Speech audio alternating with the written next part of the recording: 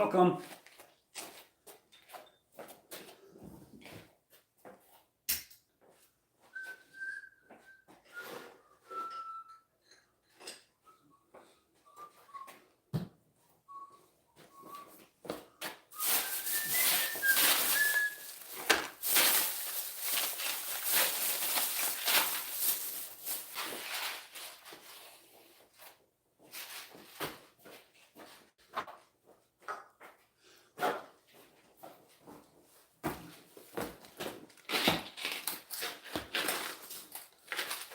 Hey folks, how we doing?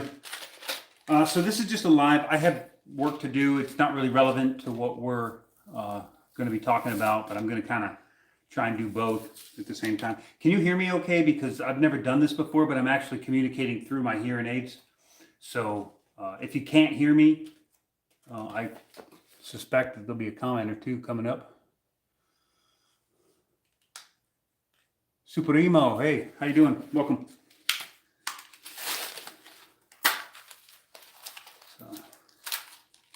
But the idea is that we just got, it's an opportunity to talk about Sunday's video, which was, Go to School Part 2 of, Lesson 1 Part 2 or Lesson 2 Part 3. I don't know.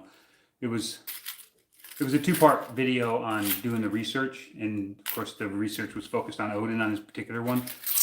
And so I just thought that it would be nice after each of these lessons to come on here and just answer any questions that people had, because that seems like the best way to do it. Of course, you can always join my Discord, which the link is in the link tree in our banner here. But you can always join my Discord also, and then Discord will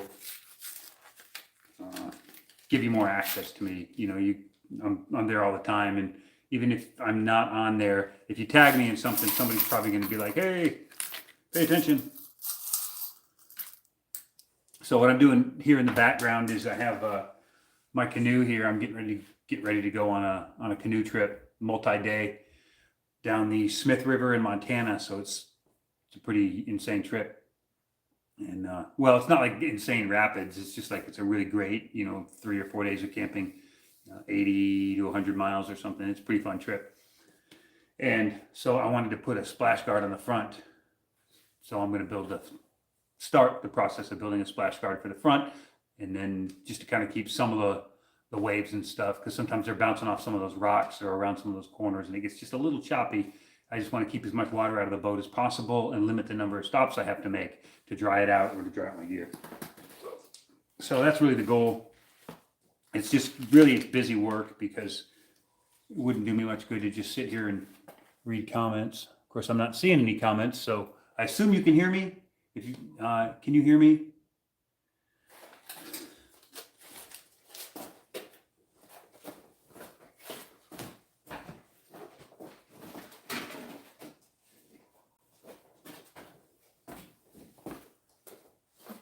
So I'll assume you guys can hear me, and if you can't, then I'll make other arrangements.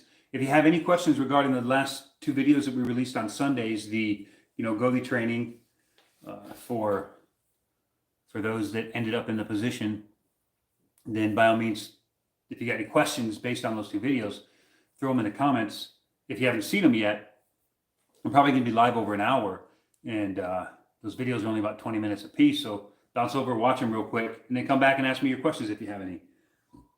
And then I have, in addition to you taking notes and the information that I give in the video, I also have downloadable notes on our website. Link is below the video, that kind of stuff. But you can download those for about $1.50 and then build, like I have mine in my building. I'm building a Goalie binder right there with you. So it's the exact same ones that I put on there. I'm building my binder along with you. So I have the exact same teacher manual that you have. We'll build them together. So any questions, hit me with them. If not, I'm going to do some work here and I guess enjoy the show, right? But I'd love to talk about gods and Asatru and that kind of stuff too, if you're down with it.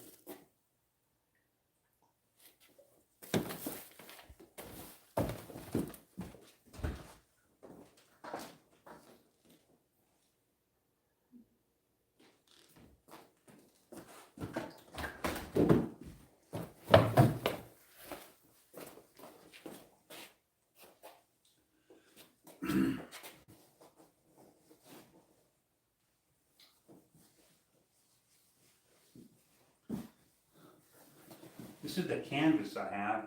I don't have a ton of it. It's just some leftover canvas I had from a repair on my teepee. So I want to see what I can get out of it.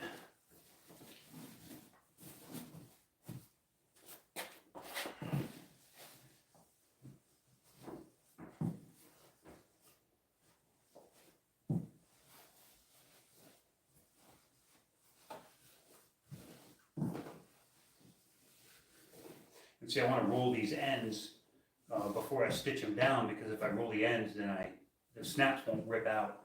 So I'll roll the ends and I'll figure out exactly where I want this to break, which is probably going to be about here.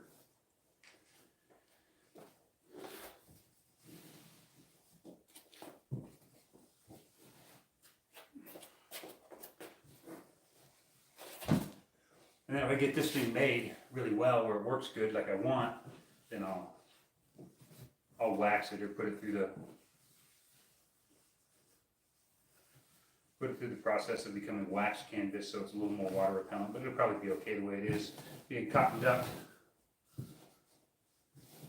But if I can wax it, it'll be a little heavier, but it'll stay lighter if I have to move it around while I'm portaging.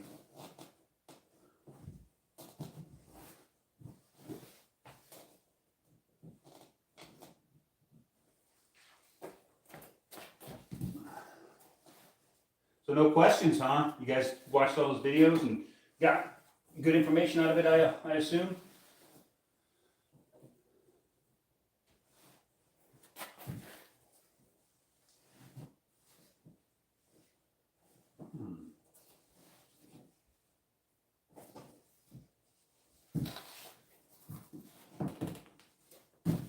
Okay.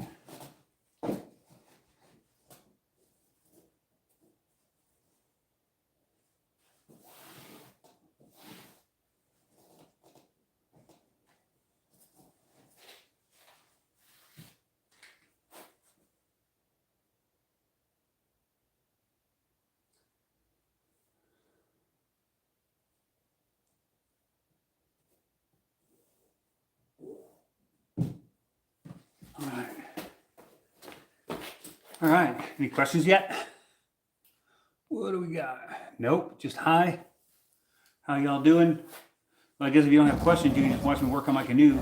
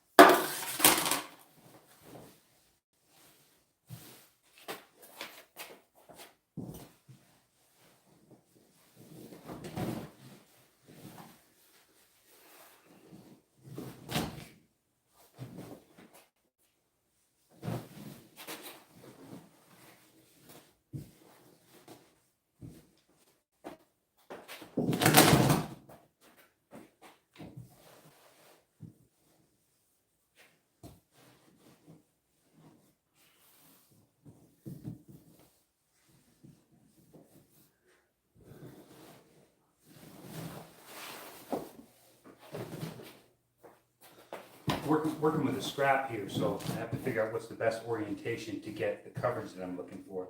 I'd like it to cover like 1, 2, 3, 4 snaps, and then maybe 5, 6, really strong in the front with a fold, and then have enough fabric to reach back to that crossbar there.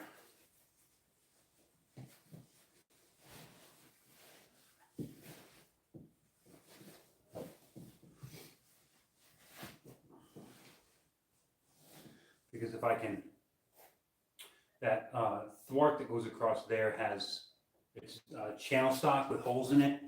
It's mostly so I can mount cameras and fishing equipment and anything on it. So I can put snaps on that directly onto the metal bar. I took the ash ones out that used to be on here. I have a much better canoe for just like leisurely canoeing, but this one is meant for a little bit more rugged use. And so I put the metal in there instead of the ash that used to be there. Makes it a little stronger, and then I can attach various other points to it. But like this splash guard that I want to put on.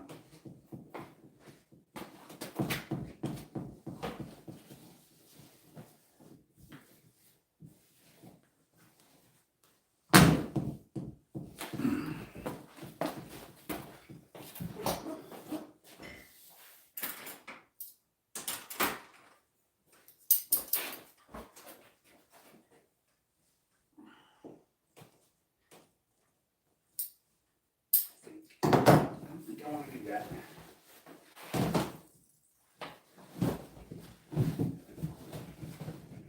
Yet. I don't think I want to do that yet.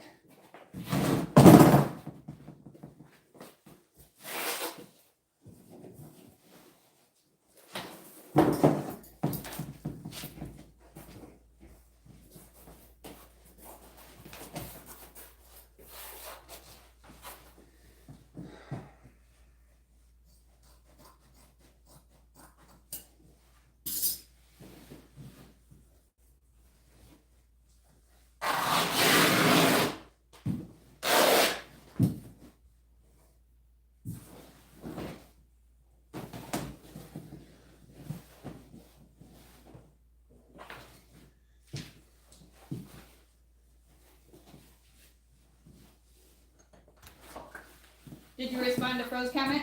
No. Okay, so Fro said, I know I just need to read more. He said, but it did help me get in the mindset for the Sunday's ritual he held. Remember Oh, the ritual beautiful. he Oh, showed that's you? right. Fro did a ritual, right? Yeah. Yeah, cool, awesome. Yeah, I'm glad that helped you get your mindset down. Really, that's what a lot of it is just, it's really just mental preparation. It's how, you gotta understand that there's very few people who aren't in some way or shape or form qualified to run their own rituals. And that pretty much means goating to me. It's really just a matter of, do you have enough awareness of the rituals and, more importantly, enough confidence to just do it. And if there's because there will be things that happen, you know, problems will come up. You'll forget to cut the Spriggan-Sprack, or maybe you forget the mead, forget to bring the mead out or something. You got to have enough confidence to just adjust on the fly, make things work. Obviously, the mead's pretty important. I would probably just pause the ritual and send someone back. But I'm saying that because it's happened. All right, it's going to happen to everybody. You're going to forget stuff, important stuff like the bowling. Oh, we remember, what was it? Last year we forgot the whole basket of offerings during bloat and had to send leaf back. No, but that sounds typical, Yeah, like something we do. Our charming of the plow ritual, we forgot all the pastries. So if you didn't hear her, she said we forgot all of the pastry offerings, the food offerings for Charming of the Plow last year. So I don't know if they can hear you because of the hearing aids, but I'm going to turn these off. Oh. So Yeah, sorry about that. that's okay. It's just the sound's going to get kind of echoey. So Thought I would just come over here and hang out too. Just trying to find me a clean space to work. so these should have turned off. They should be off, but you can check for me if you would. Is your phone around? Yes. It's over here. I'm just sure. It's a disaster. Yeah. What's this say? Can you hear me? I can hear you. Yeah, good. Okay. So Endoskeleton said, I enjoy the Goaty videos, though I'm solo in telling my children of the myths, but it will definitely help for when they get to be teens. Oh yeah, for sure. Yeah, little kids, it's hard to tell them to. But Go there. yeah, I'm heading over there. Oh, you're not drinking that. Oh yeah, I wasn't thinking about it. Okay. No, I came over to talk to you, not to pay attention to what I was doing. Sorry, I'm not set up yet. I'm going to get some chairs. Keep them happy. There's chairs here. What do you need? There's 2 in here. I was just going to bring them over here to... To what? Are you sewing with a chair? No, I was just gonna kind of be on camera a little bit. You can take that tripod, I don't need it. I only need it if people are asking questions, I got my notes over there. Oh, okay. If they're asking for clarification, I need that, but if nobody's got any questions, if you guys wanna just hang out, let's just hang out. I mean, I'm down with that too. We'll stick around for an hour or more. I know we got a little started, a little late, closer to 5:30. We're out running errands, things took a little longer than they should have, and it took a minute to get ready. But, so, I'm gonna put a snap on that. Can you have that bucket of snaps right there? Thank you. Come again. Let's see. Christopher Monroe said the Monroe family sends their love, prepping for that trip, question mark. Yes. Yeah, that's it. I'm prepping for the trip. Well, a portion of it. There's I lost everything. You lost everything? Well, I lost all of these. Yeah, among other things, I'm prepping for the trip. But really, it's the season. It's been a really long winter, and all of my canoes have been sitting out back, just buried in snow. And you can ask her, like every springtime, I get really, really itching to go do some wet work. And so, as soon as my canoes, the snow's melted off my canoes, then I'm ready to hit it. And it just so happens that this year I have an amazing bucket list trip to go to, so bigger bonus. So I got a reason to dig it out and prepare, other than just my own disabilities. The Dusty Dud said, "Is this a Q&A?" Yes, it can be a Q&A. The point of it is to make it a Q&A, but if nobody wants to ask questions, then we can just a bunch of cool dudes hanging out. What And am I? gals, dudes Okay. and gals. Just a bunch of like cool peeps doing cool peep stuff.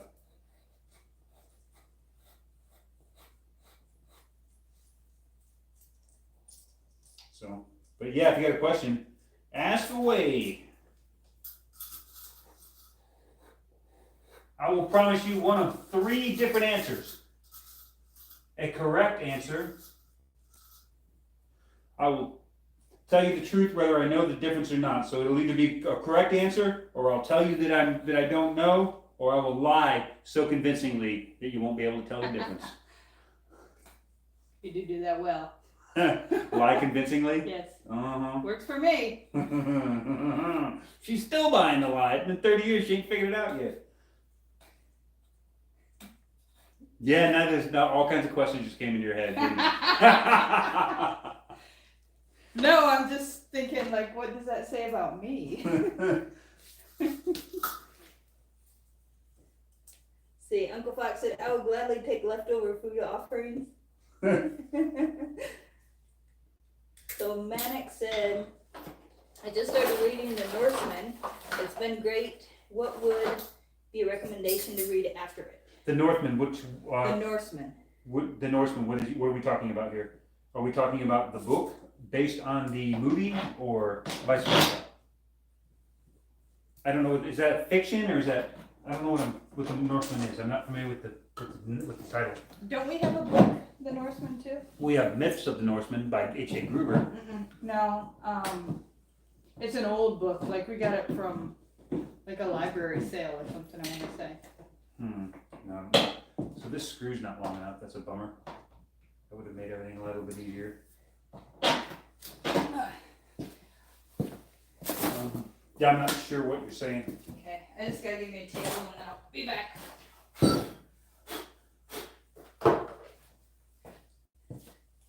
I'm trying to Table. Oh, workspace. Yeah, just someplace to set my leather without setting it on the I ground. get it, babes. I get it. I'm all the time trying to come up with some sort of a fictional workspace. And I need more razor blades.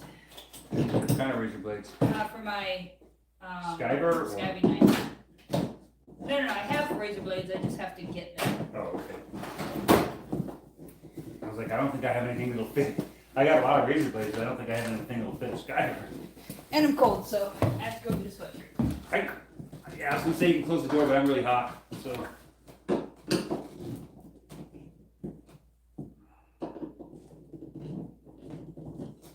I thought at first, since this thing screws on, that I could potentially screw a snap right down to it, but the screws aren't long enough to accept the depth of a snap. So I'll just stick to the original plan, just put them on the outside, which I don't really want much mounted on the top anyway, because anything that's mounted on the gunnels is going to slide against my rails when I put it up on my truck by myself.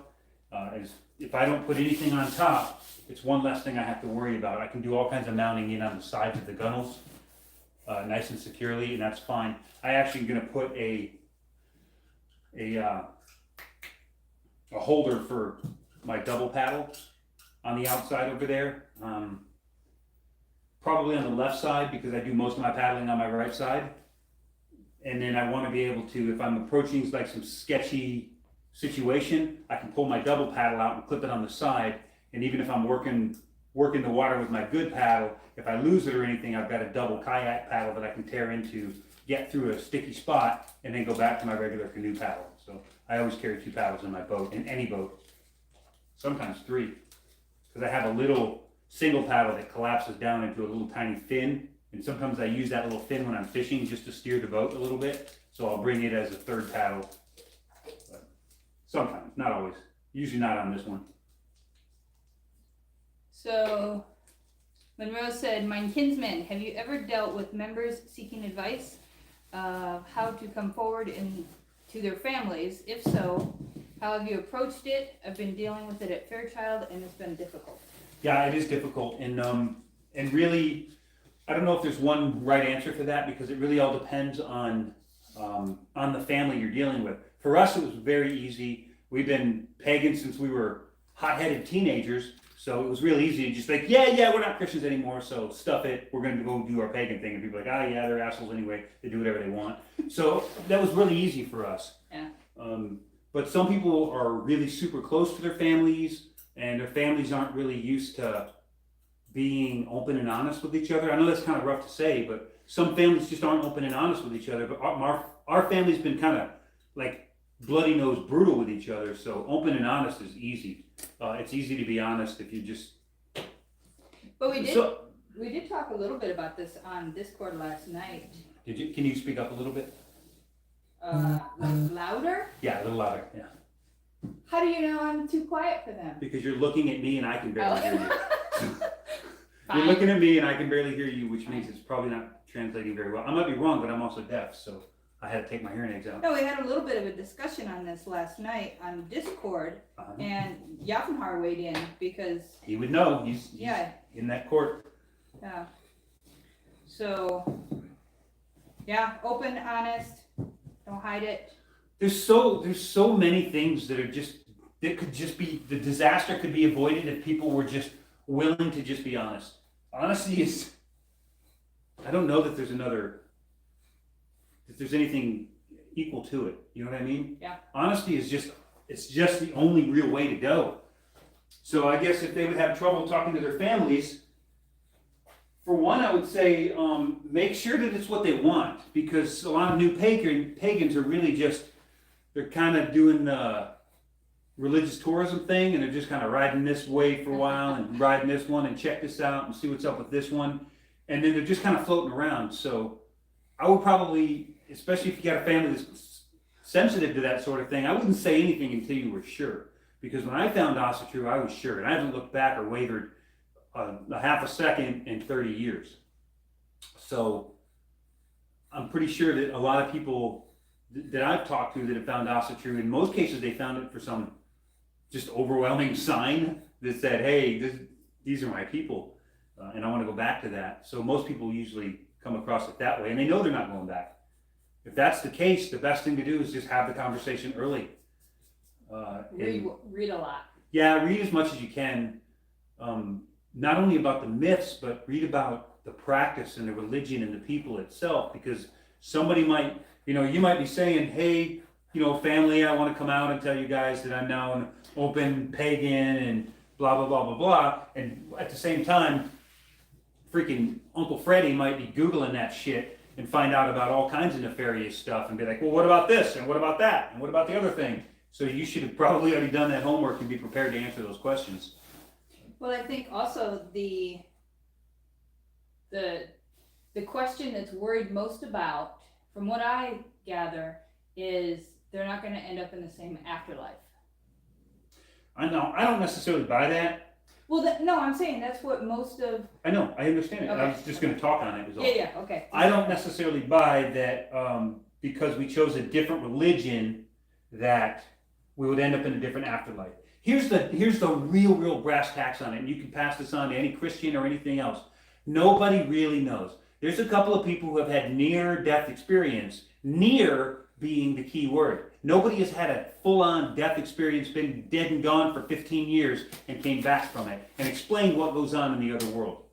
There's nobody around that knows what's happening there. But somehow I doubt that whatever created us, whoever created us in such a way that we could make this conscious decision to honor a different religion, and the entire rest of our eternity is separate from one another. I don't believe that our time on earth is that freaking important in the big picture. I think that our souls and our energy is timeless. It's going to go through all kinds of different trials and trainings, and this is just one of them. And where we end up after this is exactly where we're going to end up after this, whether we're religious, non-religious, whether you're a scumbag, whether you're a saint, it doesn't matter. The next step is just the next step. The only things that you can guarantee in life is that you will be born and that you will die, right? How do we know that the afterlife isn't exactly the same? You will be born after or dead, and you will have another guarantee, you know? Like the afterlife is a complete mystery, so I would spend 0 minutes focusing on it. But I understand it's important to some people.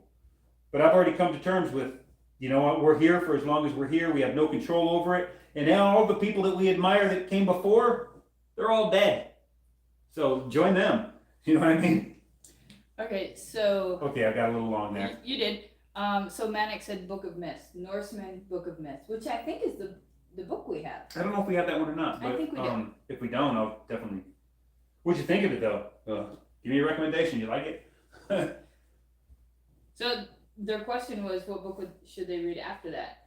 Well, I don't know what Norseman Book of Myths is. So is it? I don't think I do. I mean, you can. Okay. Well, check we'll it. see. Well, the point is, if it's a story book, then get something poetic. If it's a poetic book, get something in story form. Like learn the other side of the coin. So that's probably the short answer. It's the other side of the coin. So if you're reading something like, if it's something like the Poetic Edda in poetic form, then get a Poetic Edda in storybook form, like Myths of the Norsemen or Norse Myths by Holland or something like that, or Old Norse Tales or something like that. Something in story form. You follow? Yes, I follow. Okay. Greyhawk said. Yes, Greyhawk. Hi, Greyhawk. Welcome. What is your recommendation approach for studying and working with gods and goddesses who have scant information in the lore? That's a good question. Yeah, it is a good question, and I do it too because I work with Uller. Uller and I are connected at certain times of the year very strongly. So I think that the only thing that we can do is you take the information that you can find and you meditate on it, and then you let your own ideas about the personality and the persona and the skills and the tools and the things, you let those ideas flourish in your own mind and let them just become what they are. Because most of our gods and goddesses are essentially just creations of man anyway. We put these powers into a form that we can articulate back and forth to each other and honor, and we can't honor the power of thunder, but we can honor the thunderer. So we create these personalities that contain all of these superpowers. So if all you have is the superpower, then meditate on that, and then the personality will develop, and you will be old friends with Uller, but you won't have anything but UPG to go on. And I hate to say that that's the only way, but if there's no information, there's no information. But those gods were there, and they were important for a reason. So just connect with them, and you will most likely be at least an 80% solution to what your ancestors connected to, because they did on meditation too. They couldn't Google who is Uller, right? They just had to learn it. I'm sure there was more information floating around word of mouth, but even that's going to change. Uncle Freddie, even 1,000 years ago, Uncle Freddie had some agenda, and he would have changed those stories before he passed them on. People had agendas all throughout history, and they'll change those stories to meet those agendas. So even if we did have stories, we don't know how accurate they are, unless those stories were somehow carved on a rock in the Stone Age, when all this stuff was really starting to be put together. Again, got a little long. Anything new? Oh yeah. I hope that helps. Yeah, I hope that helps. Yeah, we have a lot of stuff. Cool, yeah, you got questions, I'm down. Yeah, we're a little behind. Okay, catch us up. So let's see. Monroe said in regards to their path of faith.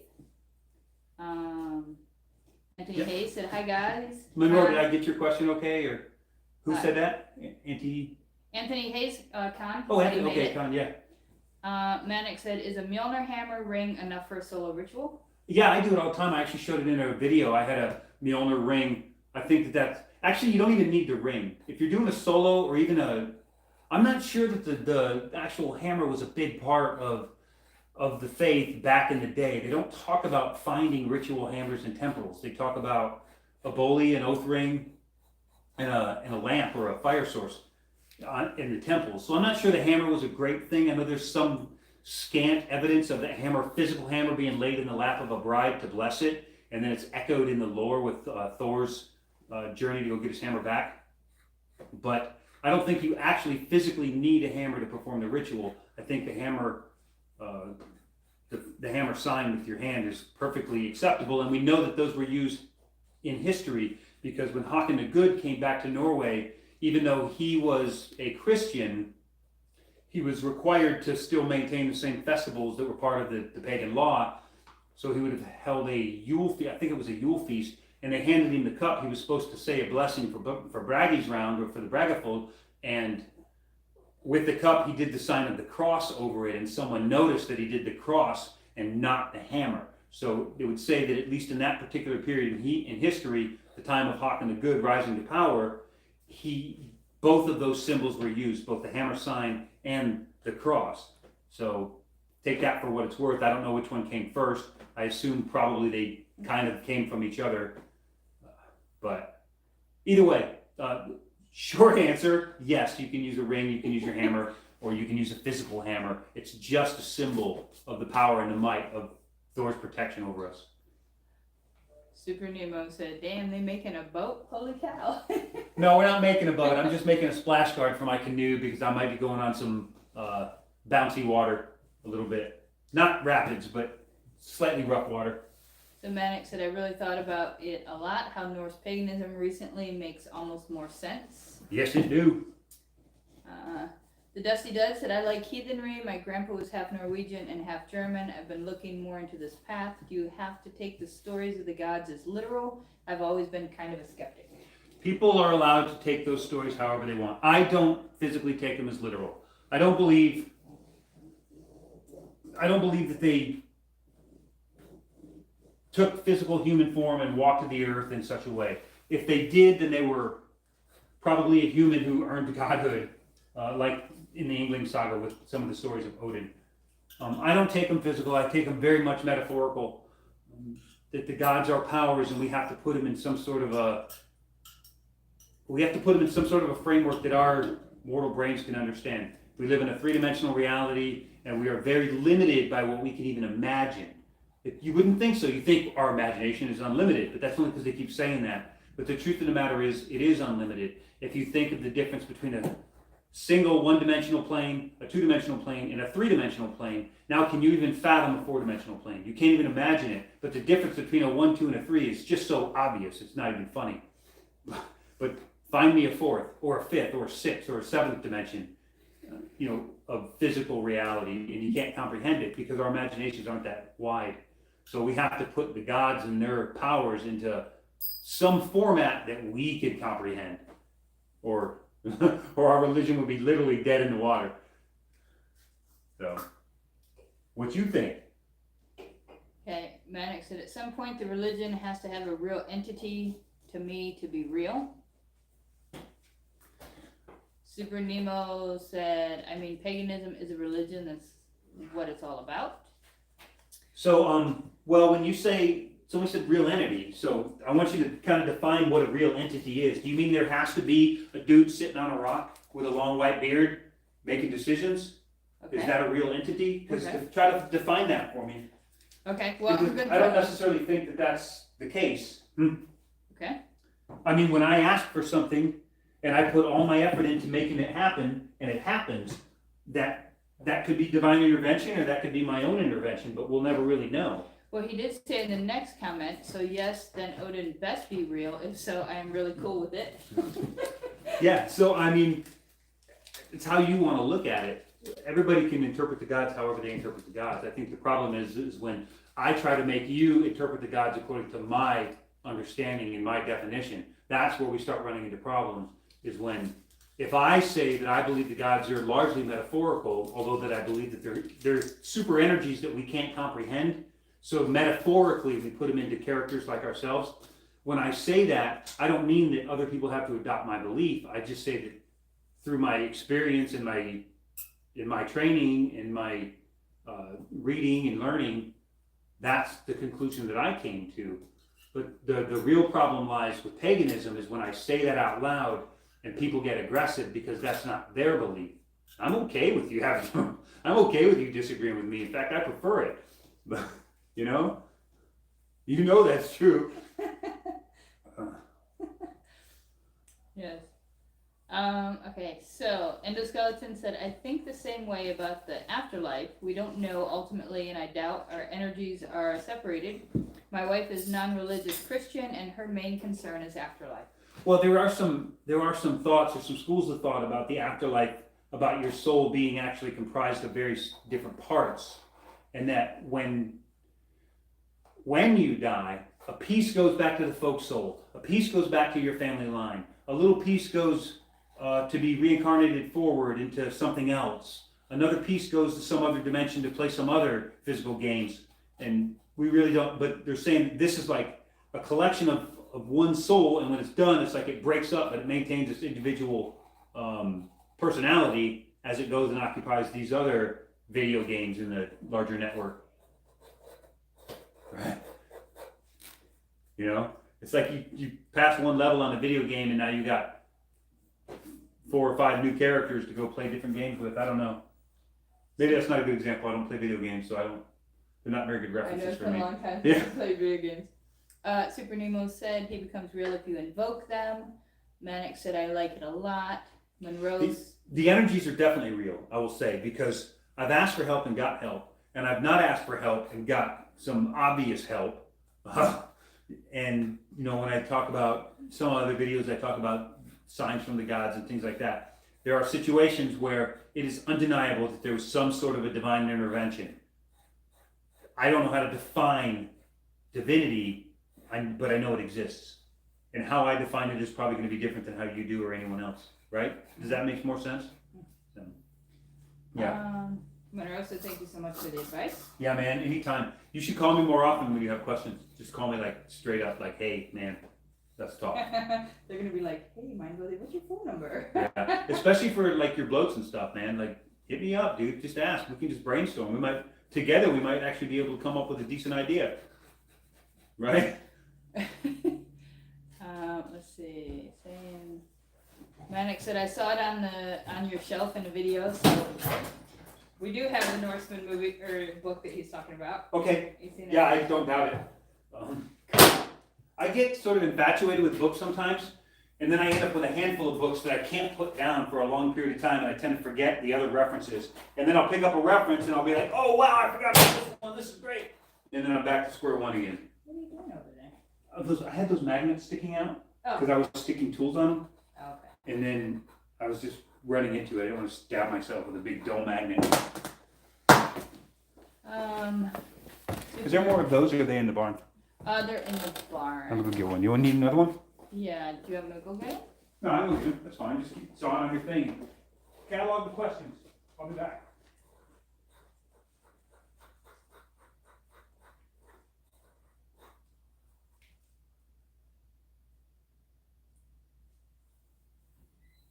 Monroe, I can't believe you're not gonna be here for Ostara Quest. You're gonna be so sad when you see the videos. This is gonna be pretty awesome. There's still time to get in on it.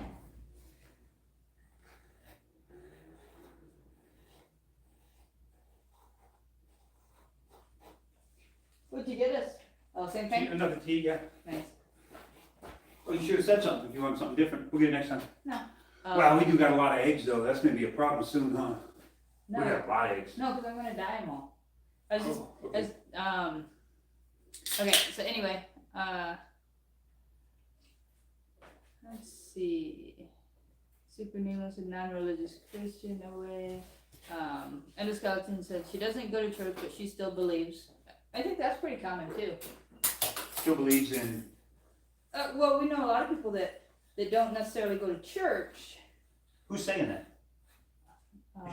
And endoskeleton? Endoskeleton is endoskeleton not also true?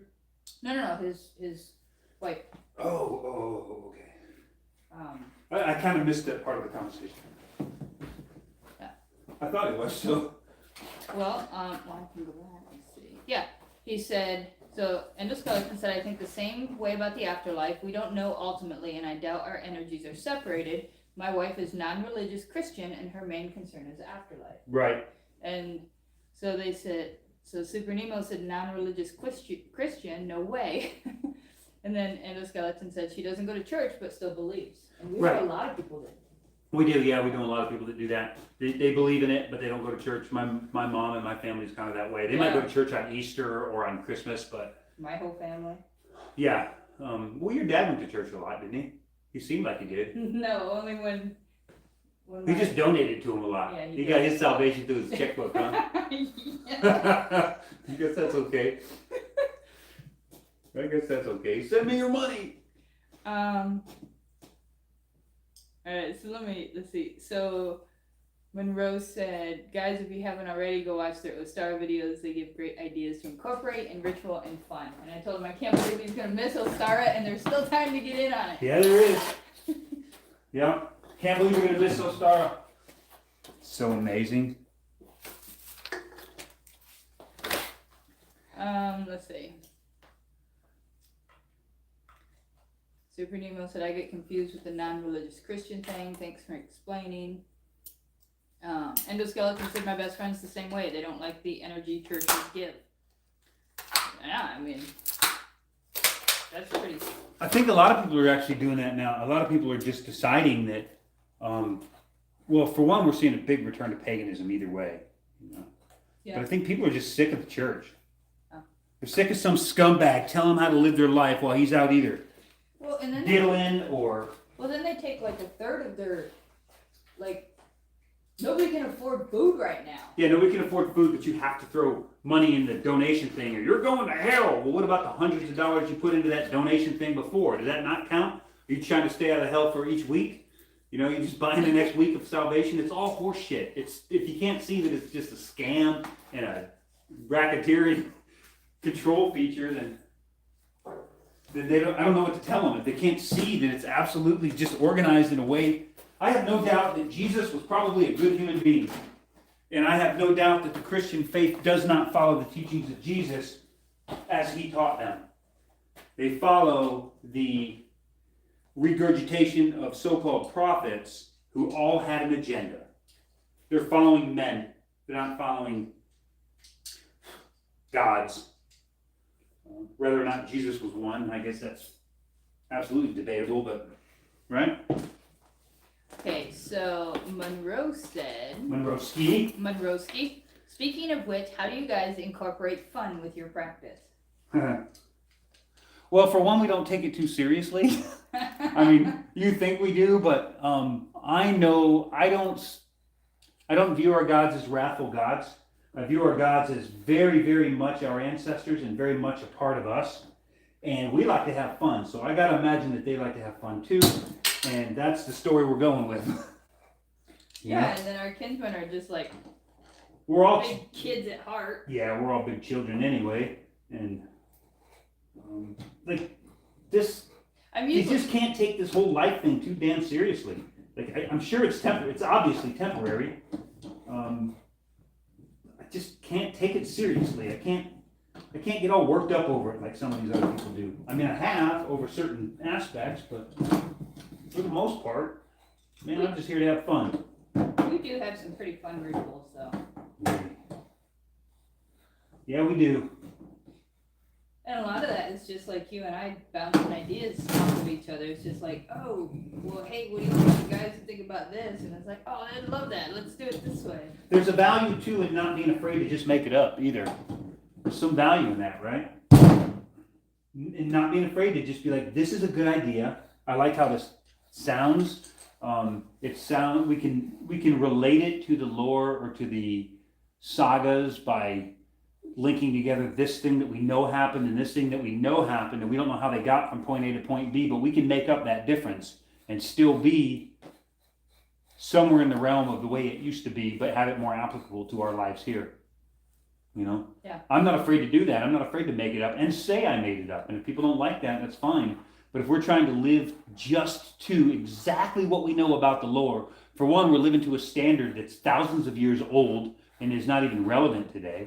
I mean, at that time, people were killing people because they were insulted. Like, can you imagine being insulted at Walmart and just shanking a dude or running him through? Like, that's not we don't live in that world anymore. So the morals and ethics of that world aren't applicable to what we do anymore, right? Yeah. You got to grow up a little bit. But yeah, you still gotta stay as a kid. Yeah, but you can't, at the same time, you can't hold it against them that they were these barbaric brutes. They were products of their time. You know, Yeah. At that particular period in history, it wasn't considered murder to murder someone if you had a good cause. So You right. you just enjoy the laws the way they're written. And there's shit that we do now that in 100 years or 1,000 years or 2,000 years, people are going to look back like we're a bunch of morons, like we're a bunch of brutes and animals. You know? You know what I mean? Like even. Because you can see it kind of hints in movies too. Because you look at that movie, I think it's Demolition Man with like Sylvester Stallone and Wesley Snipes. no, it wasn't Wesley Snipes. Demolition Man was Sylvester Stallone, and he goes forward and he's a cop. He was frozen in time or whatever and woke back up in the future. And it's who's that? Sandra Bullock. Sandra Bullock. And Yeah. Wesley Snipes. He not- was the bad guy. Wesley Snipes is black. Well, I know what color he is. It wasn't Wesley Snipes. It was Sylvester Stallone. Yeah, he was the good guy. They were after the bad Oh, guy. Wesley Snipes was the bad guy. Yes. I don't care about the bad guy. That's not the point of this. The point is, like, in the future, like, sex was bad. Children were artificially inseminated. The act of sex was done digitally now. Yeah. Because we were brutes and animals in our time. Oh yeah. Okay, I see. That's where my you're going. point. Sorry, I derailed that. Yeah, you did. You sent that sucker right off the side of a bridge. That's what I do. Alright, so when Roski said for the chat, I don't know what that means. Super Nemo said, churches and the religion are okay, it's just the priest. Sometimes. I don't think the religions are okay. But no, some of the priests are great, because like, Some of the, I think you'll like see. you got Father Thomas, right? Yeah, whatever. We know who I'm talking about. I do, Okay. but I don't think. I think the religions are wrong, personally, because not all wrong. They may all be right, but I don't think that they. Well, how do I say?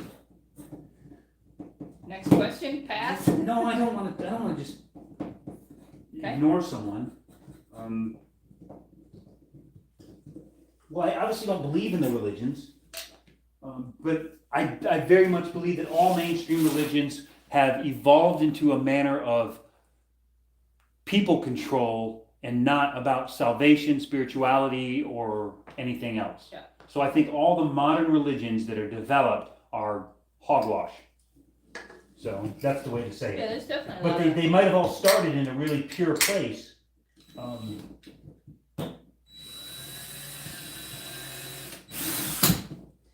Yeah, they might have started in a really pure place, but I think that the humans involved in the process screwed it all up. Also true, man, it's the humans that messed it up. It's not the gods.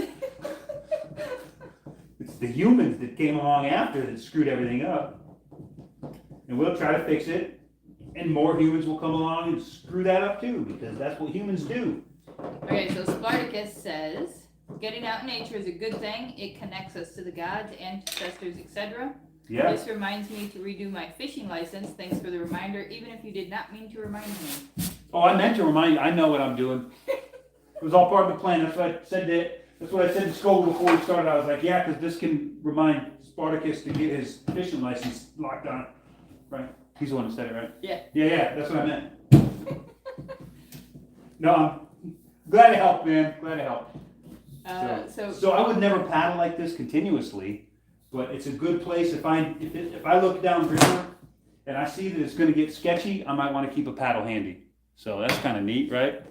And it's lower than the gunnels, so when I slide it up on my rack, I won't break the mount.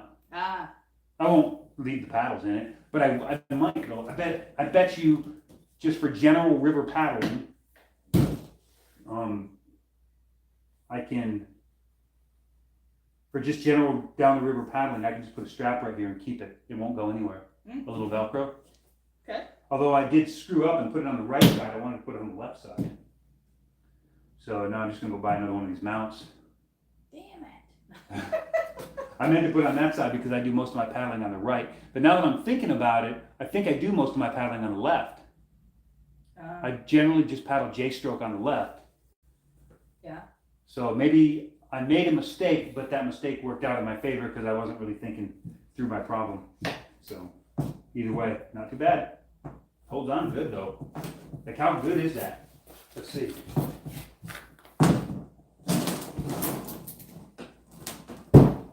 Almost, not quite pick up the boat with it. You gotta check, right? You do. You do. You do it for me. Yep. Yeah. Okay, so let's see. Manic said, then I found you guys. Cool. Oh, yeah. Oh, okay. Oops, I skipped his other comment. Manic said, you talked about signs. Well, at least coincidence. I started reading a book about Viking culture, then my wife started working a natural healing spa. The owner had runes and a book about them, and then I found you guys. That's awesome. Then I started thinking a lot more. Started getting Norse-inspired pieces. I'm working on doing worship, though friends may think it's weird. Some friends think it's weird, and some are actually get ridiculed a little bit.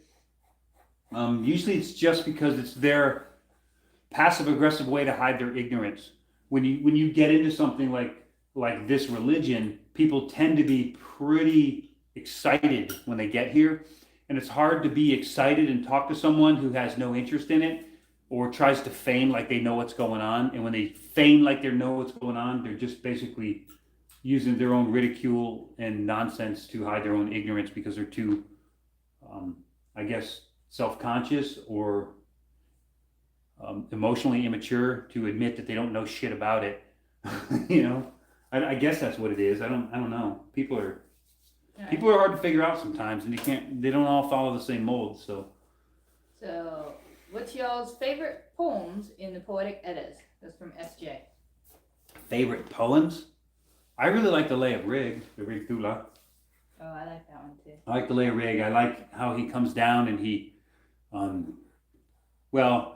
teaches the fathers to three classes of men. That's pretty fun. And then yeah, he gets to roll around and swing with all the couples in Old Town, and then train everybody to do what they're supposed to do, whether it's work in the fields or lead battles or do runes. Like, he just becomes the teacher. So I like that. And we're kind of working on a theory here that when the gods come to Earth, so if you read like the Yngling Saga, you'll see, which is also a great, not really a poem, but if you read the Yngling Saga, so it talks about Odin of the North as a migrating king, and then he dies a straw death, and he says that he will go to Godsheim and receive all men slain by weapons. So that's really kind of like the beginning of the myth of Valhalla. Now, I have kind of like this thing I'm working on that says that when the gods come here for a long period of time to do big changes, to be kings for long periods of time, or to impart generational knowledge on us like Rig did, in those cases, they have to be born. So they go through whatever system we went to be born here, except they get the benefit of when they're born, they get to remember their past lives, whereas we don't. They get to remember that they were gods and they came here for a reason. We don't get to remember what came before. So when they come down here to impart generational knowledge on us, things that take years and years to learn, then they come down as humans. They're born into it and they die when they're done with their mission. And then when it comes to just quick interventions. They can take the shape of a human. It's just not convincing enough to be a long-term shape, you know? Like I can come down and take the shape of a human and get you through a week-long event, but they don't have enough power to come down and take the shape of a human and then marry and breed and raise a family, because they can't maintain that without being born into it, you know? So I think there's two different ways that God's actually come join us and hang out with us and then go back home, which would have a lot to do with Odin transitioning through death all the time. A lot of his trips to Earth, he could have been born here, raised to the level where he was supposed to experience this thing or teach us this thing, and then soon after dies, which is his transition back into God's time, his words, not mine, and then go into the next thing. So, you know, but when he comes down as a wanderer and stuff, he can maintain form for periods of time. It's a weird, I know it's a little bit of a weird thought exercise, but it's just something I'm working on because I like to do that. Fro said, tips on deciding when to venerate who and for what rituals. That's a rough one. Obviously, we can Google around and see what some of the historic rituals are for that time period. A lot of the rituals that we honor here aren't necessarily Nordic rituals. Some of them will reach out into the Germanic side and hit the Germanic rituals, because maybe the Norse don't have a ritual at that particular time, or maybe the Norse don't have something equivalent to that on the books that we might want to do here, like Ostara. So, but we'll do a Sigurblot, but we also do we do the Ostara quest, because that's kind of our custom, but we'll do a Sigurblot, which is our Norse, custom. We just includes Ostara in it, and then we have a little bit of a side ritual we do during the Sigurblot, which we'll conduct also, which is always great fun. So we're not afraid to mix and match rituals from different pagan customs, although we try to stick to some version of the Nordic gods, Nordic or Germanic. We don't generally drift into the realm of the Druids and the Wiccas and certainly not Hellenic or anything like that. Well, that's a great lead into the next question. Okay. The Dusty Dud said, were you both ever into Wicca before finding Norse paganism? No, never. Found North Paganism right out of the gate. And I think that we were fortunate in that, well, she really just followed me. She had little interest in most anything until Norse paganism, and primarily is the getting in contact with a kindred. So the whole family aspect of it is what really hooked her. I got hooked by the runes and then the study and the fact that there's not a lot of information. You got to really do your homework to get it. That's what hooked me. She got hooked into the closeness of the family. Especially when we got hooked in with Gallahorn kindred, and when we'd have sick kids or we'd had a baby, and the only people that ever even show up at the hospital to see us is our kindred, not our family, not our friends, not our coworkers, but our kindred. And so that kind of stuff really mattered to us.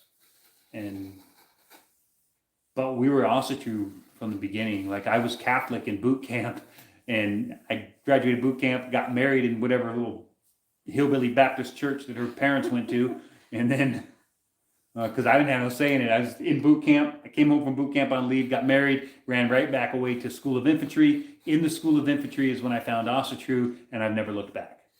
So, but yeah, when I was in boot camp, I went to Catholic Mass every Sunday.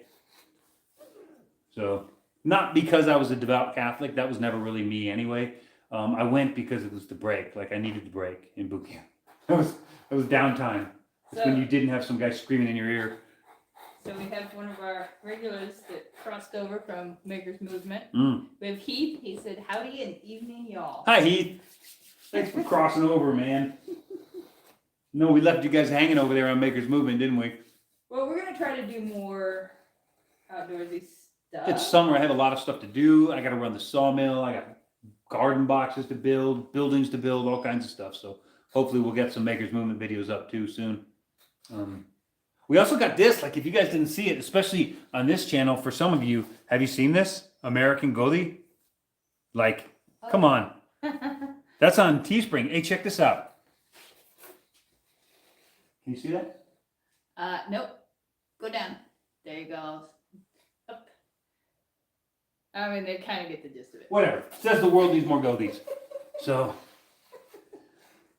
Alright, so we're why are you back- not putting those on the grinder? Why are you skiving those? because you cut them all wonky and there's a lot. Oh, are you can take them to the grinder to blend them, right? I wasn't going to. Why not? I don't know. Come on, you can't start half-assing shit now. I never used a grinder to do them. Well, you're gonna start today. Well, yeah, because I have to fix your fucked up lines. I didn't know it was that critical because that's what the grinder's for. Okay, so the Dusty Dud said, I'm done with this until I can sew it. Okay. My dad would always say, you don't need to go with the church to be with God or a higher power. You can connect with God just while you're fishing or in the deer stand in the woods. That's true. Like, so gods of nature. I think that some people, some of the older farts that are really nature oriented, you know, guys like Nesmuk and stuff that were really, they were very Jesus-y, but at the same time, very nature-y. I think they just confused the powers. And maybe they are the same power. Like, we don't really, like I said, nobody knows. Nobody's going to know until we get the answer key.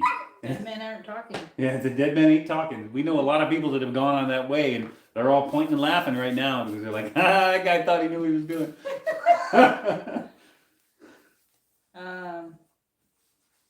The skeleton said, I like Grimnismal and Vluspa Hinskrama.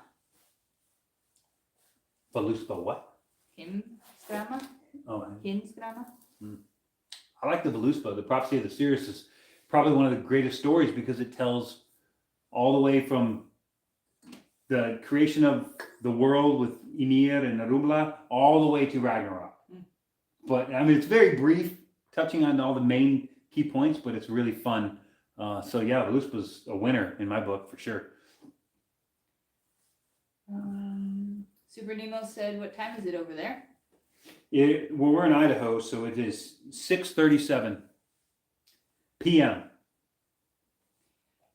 Manic said, Kvasir is my favorite guy, though I read he was killed to make smart guy wine. Smart guy wine, Vossler, yeah. Well, Vossler was created by the Aesir and the Vanir, swearing a truth and spitting in a mug and stirring it together and mixing it with honey. So Vossler's the spit deity. He is the spit of a bunch of gods. And then the dwarves killed him and made the wine. And then Loki went Odin went and stole the. I don't know why I would attribute anything to. Because he steals a lot. Yeah. As soon as I said stole, all confused now. Prank caller. No, but yeah, then Odin went back and stole it from Gunloth, I believe. So many names. Manic said, thank you for this chat. Yeah. So the idea of this chat is, if you guys are here, I see there's about 20 people here and 8 thumbs up, so we should probably make up that gap. You know, hit that plus. The purpose of this is if you watch the little Gothi School videos that were coming out. I don't like it. It sounds arrogant, but I don't know what else to call it. So it's just Gothi help for people who got the position and doesn't really know how to do it. So I know, but we're in April, and it's like we just have to name it and go. yeah, I think Gothi School is going to have to be what it is, and I'm just going to have to accept. I'm just going to have to accept the ribbing from people who think that sounds arrogant, because I do too. But there's nothing I can do about it because that's what it is. We're going to be learning how to do Gothi stuff. So this is really about the Gothi School videos will be coming out on Sundays, and so I'm give you time to watch the video on Sunday, Monday, or Tuesday, and then on Wednesday we'll come here and whatever I happen to be doing today. I happen to be working on a canoe.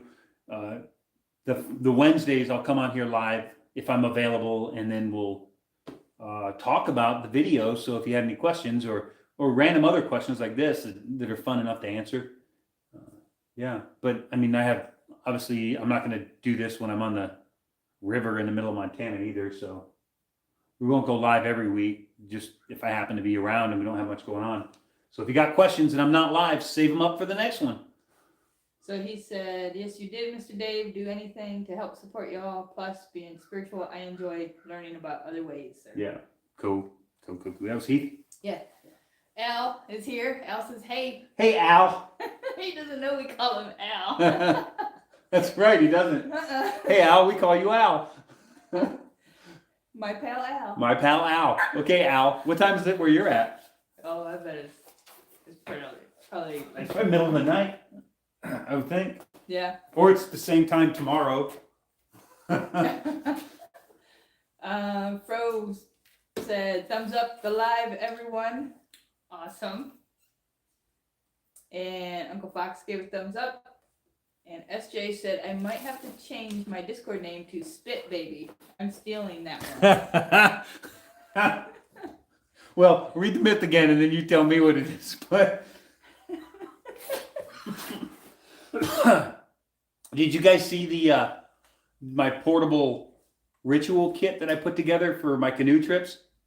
So I put it on Discord this morning, but I had this leather case. She didn't make it, but she can make it. But a friend of mine made this, and he gave me a bunch of like old tools and stuff, and this was just in the bottom of it.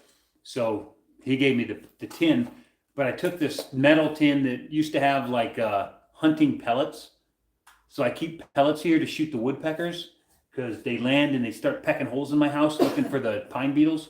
So I shoot the woodpeckers off my house, and so I go through a lot of those little pellets, but I created this little kit that goes in this little can. So the can itself is the Bowlie. It just sits together like that. And then the other things that are in it. So I have a Bowlie for a ritual. And this is enough so that I don't have to break my morning routine when I'm in the woods. Little oath ring if I am in a jam or a pickle and I need to swear an oath on get a little help. I have a tea candle. It's good for easily 4 days of 12 to 15 minute meditation. So anything longer than that, I have to find another solution. And then I have a little brass button compass. You did find a better one, huh? Yeah, but it's too big. I did find a better one. It is a little too big, but I like it better than the other one. But I have one in my cart on Amazon for $20, a little tiny one. It's solid brass. Mm-hmm. It's way better. So I have a little effigy of Tyr, who is my personal patron. This is made out of silver, of course. So that's my little. He mad now. Yeah, he mad. I dropped Tyr. I have this silver hammer. This was a handmade silver hammer. It was given to me by my Goldie Hawken. He has one, and then Sigurd has the last one. It was a 3 hammer set. Sigurd's is brass and copper. Mine is silver, and Hawken's is gold, right? Gold, yeah. I think it's like solid gold. So Hawkins is gold, mine is silver, Sigurd's is brass and copper. And I'll be right back. and then I have this, which is like a little Zippo lighter, so I can light all this stuff. It's pretty neat. A Mormon friend of mine found it in a gas station and said, "Wow, you can keep this in your kit." So he gave me this little thing, which is really cool. And it holds fluid for a long time, like way better than a regular Zippo because it has a little O-ring. Seals up really good on that little black O-ring. So seals up really good, holds fluid for a long time. So if I refill it before I go out on a 5 or 6 day trip, easily it's enough for that. And that fits in there. And then I have a bunch of these cone incense because I always burn an incense when I do my meditation. I believe the smoke and the fire kind of take that whole energy. So I have 7 of them. So this is a week's worth of cone incense. So even if the candle's not burning, I still have a fire on my altar if I'm burning this cone incense. So this is just a neat little portable ritual kit so that I can do, because ritual is ritualistic. It's habit. It's something you do repeatedly. And I don't want to break my rituals because I found when I go out for a multi-day hunting trip or canoe trip or camping trip, when I come home, it takes me a couple of days to finally get back into my routine and start doing my morning routine and my rituals and stuff. But if I do them while I'm out there, when I come home, it's just seamless. I'm right back into it. I'm still doing my meditations, still doing my cold plunges and all that kind of stuff. So I decided to just put together a little kit and then throw that in my rucksack. And then anytime I'm in the woods, I can still maintain my stuff. I put some pictures of that on our Discord this morning, but I'll probably develop it a little bit farther, and then potentially, if I can find a good set of resources for it, I might be able to put together some kits that we can list on the website with a lot of our other handmade stuff. It would likely be a lot of, it would likely be a lot of Chinese goods, but good quality ones. I'll order things that I trust and then put them in there. And then, we'll see if anybody's interested in that sort of a, people probably aren't as eccentric as I am about keeping ritual kits. I've got like 4 different different ritual kits. I have the Kindred kit. I have my Travel Gothi kit. I have my regular altar kit that's upstairs. That's just mine. And then I have this one, which is my pocket kit. So it's kind of like the same thing as survival. Like when I have survival kits, I have my big kit in my pack. I have one on my body and one on my gear. And then of course my vehicle has survival kits, and I don't know, I guess it's just my personality. I like everything to be nice and neat and tidy and packaged up in these nice little kits that fit the situation. That's just kind of like my own personality. See if I got any questions here.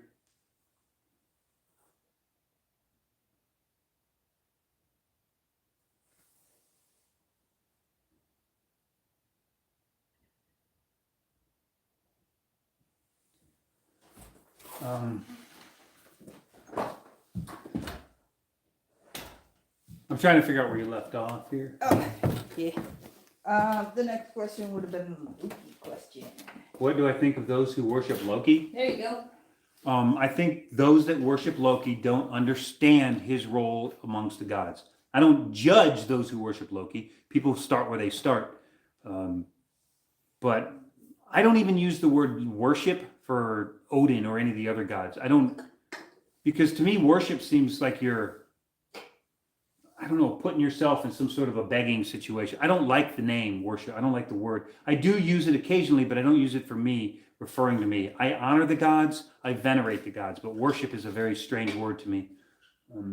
But that aside, apart from the definition, I am not here to judge who people venerate. Like, you can take everything we teach and apply most of it to Hellenism and venerating the Greek gods or the Roman gods or the Egyptian gods. You can apply it to pretty much anything you want. That's not my goal. It's not my thing. But I do think, honestly, that those who put Loki up on the pedestal don't understand that a lot of the blessings and the honor that they're getting is coming from other than Loki. There are very few things that Loki has done for the pantheon of gods, certainly not for man, that have been beneficial. And everybody says he's the trickster, but I don't know where that's written. I don't know where it's recorded he's a trickster, where he's a jokester, or he's a comedian, or he's the patron of comics. I don't see where that's a thing anywhere, except hacks like that dude who wrote Norse mythology. Neil Price? No, he didn't. He did Viking Way. That's a good book. Gaiman. Oh, Yeah. So hacks like Gaiman probably Try that call backwards, huh? because I say hack, but he's actually a good author, but he's a fiction author, a fantasy novelist, and so he took the Norse theme and turned it into a fantasy novel, so he could embellish things like that. I'm sure that's not where it all came from, but I don't know where people look at Loki as a trickster.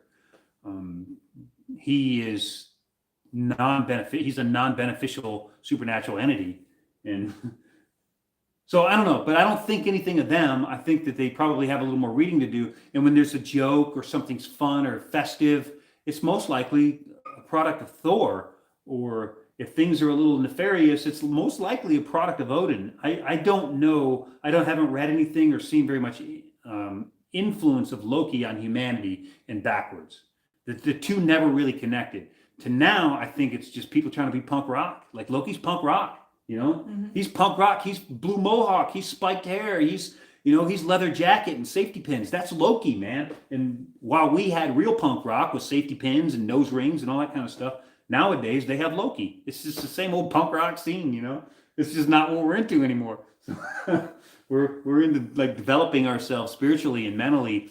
But the problem is when you venerate someone like Loki, in a lot of cases it means you're putting him up on a pedestal above other gods. So when I venerate Tyr as my patron, I put him higher than the other gods. I put him, when it comes to honor and commitment and devotion to duty, I put him higher than Odin. I think he's higher than Odin. I think he has more he stands for it more than Thor. And so I venerate him and I put him on a pedestal above that. When I see people who venerate Loki, they give Loki all the credit. He gets all the credit for the jokes. He gets all the credit for the bad things. He gets all the credit for the good things. He gets all the credit for the mixed up things, or Tools. he gets all the credit for the tools. Yeah, forget the dwarves that made them. Forget the circumstance that created them. It's all on him. And forget the fact that he's just trying to save his own skin. So they don't read everything and measure it equally. Everything is skewed to put Loki in favor. That's the issue that I have. But I don't have an issue with Lokians because, hey man, you do what you want to do. Like it doesn't affect us at all. Yeah. But that's why we don't generally put any Loki worship here. We just don't do it. We don't allow it. People don't do it. We only like to talk about the good things, and we don't. I mean, granted, like if my house burned down, I'd get a lot of money off of insurance and I'd buy a new place and eventually my life would be great again. But I don't want that. I don't want that level of destruction and chaos in order to reorganize my life. I've organized it in a way that I'm comfortable with it and go reorganize somebody else's day. You know what I mean? That's kind of how I look at it. So I want gods and goddesses that will come in here and help me keep what I have, not ones that will destroy it to prove to me that I can do without. Like, I don't need that. I know I can do without. I don't need proof. Right? Yes. So Sorry, okay, I got get you off your tangent. yeah. I Blah. It's golden hour. You want to take a walk out to the bay and then we can finish the questions and then wrap it up because we have a quest to plan. yeah. If we're going out to the bay, I'm gonna get a sweatshirt. Okay. Okay. Let me grab a sweatshirt But and we'll it's go. golden hour. And Yeah, I we'll thought go that take a would be walk. Really nice. Boy, this kneeling on this concrete ain't very good either. Yeah, well, you're old there, my goody. I mean, Get off my lawn! You whippersnapper! hey, why don't you grab me a Ipa? We'll grab them in the barn on the way. Okay, they're in let the here? dogs out. Are they in here? Ipas are in here. Goldens are out there. You want to get an Eeper or a golden? Let's get a golden. Okay. Watch my camera. The dogs are coming out. They're gonna knock the chair over. Go.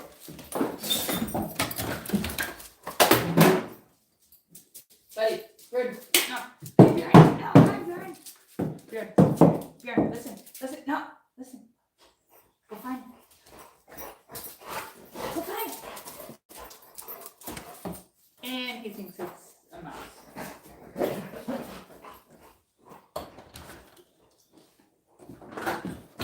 Rolling with the homies. Okay, so let's see. Okay. That's cool because my stand turns into a Oh, you got it. Okay. monopod. So, a quick shop tour. It's all wrecked. It's only wrecked at floor level. They couldn't see that. You dropped a dime on me. Oh. You dropped a dime on me. Hey, we're going to get an EPA, right? Oh, yeah, I'm just gonna get the chucket. The what? The chucket. Oh, okay. Okay, so, I thought you were getting the beers. well, I mean, I'm going that way too. So, does Norse paganism believe in magic like spells, how Wicca does? Yeah, I would think so. I do, because I know how to use magic. Some people that don't know how to use magic probably don't put much stock in it. But if you know, if you've used some magic, Your dog absolutely. should go unbury the body. And of course, we know that. Obviously, Norse pagans believe in Norse magic, like runes, and and if anybody that would read anything about the Icelandic sagas or whatever is going to read about Egil Skallagrimsson doing rune work. You're going to read about Seath Kona and Seath Mather. So you're going to read about magic workers, men and women. But there's some kind of like hardline Norse pagans that are essentially like those of the AFA ilk Here, trade me. tend to, and this is from McNallen's mouth too. McNallen thought that he would create the AFA to resemble Catholicism because people were very familiar with the Catholic model. Did you want your whippet? You set it over there? Nah, I don't have hands.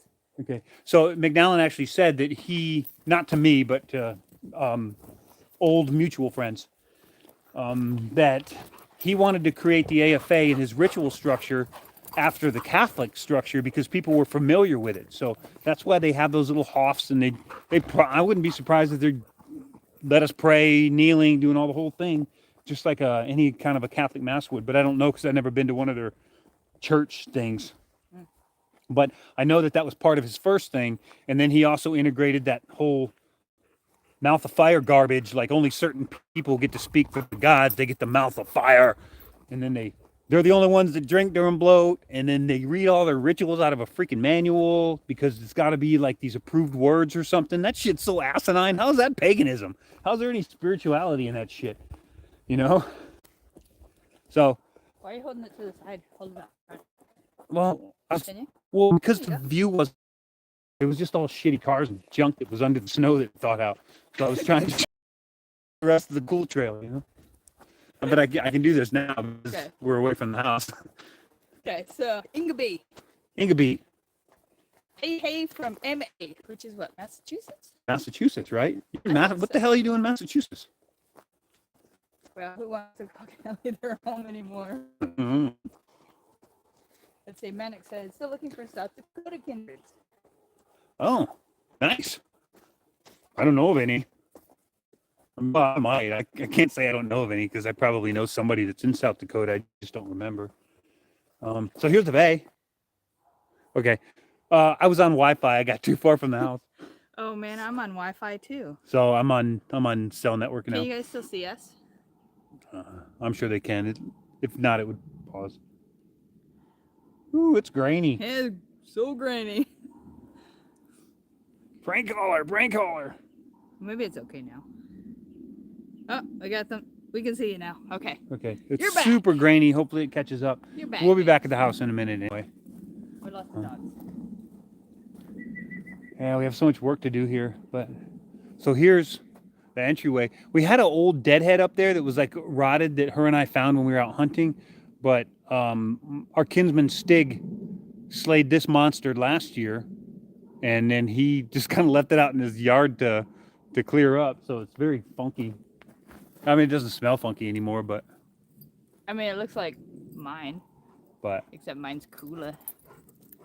yeah, just a Montana muley that Stig slayed last year on one of his hunting expeditions. So, and then of course you're aware of Das Vey. Needs a little loving.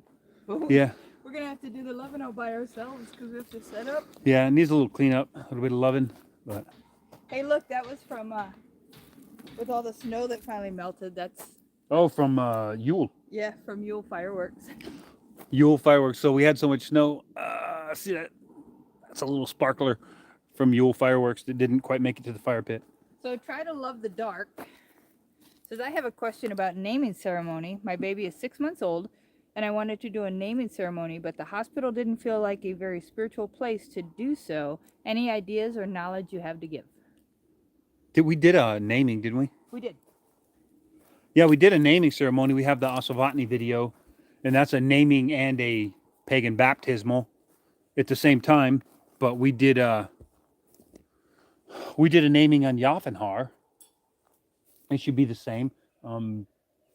If you read, I would highly recommend anyway owning The Viking Age by Paul B. Duchaillu. There's 2 volumes, and in I believe it's volume 2. It might be in 1. I don't remember. I don't remember exactly, but one of those volumes has the Alsavatni and the naming rituals, so you can read through that, and it'll point to all the different places in the lore that have similar naming rituals, and the things that are kind of the same that you really have to do is like generally somebody when the baby is born, they'll hand the baby to the father or put it in the folds of his cloak, and then he will look over the child and he'll kind of make some guesses about its temperament and its knowledge and its appearance and its future. The father makes some predictions about the baby's future. Mhm. You know, this child will be the king of England or the king of Norway, and he will have many follow in his stead, and he will die in battle like a real Viking. You know, and then they make those predictions, and then the father says, "Okay, I find him to be a suitable offspring. I'll give him a name, wash him with water, and then what that does is basically declare before the gods that where's it? You find him? Yeah, there's yours. Mine's Okay. down. And you basically declare before the gods that this child is now part of your family line. So it's really something that should be done by the father. So that's definitely a decent practice for sure.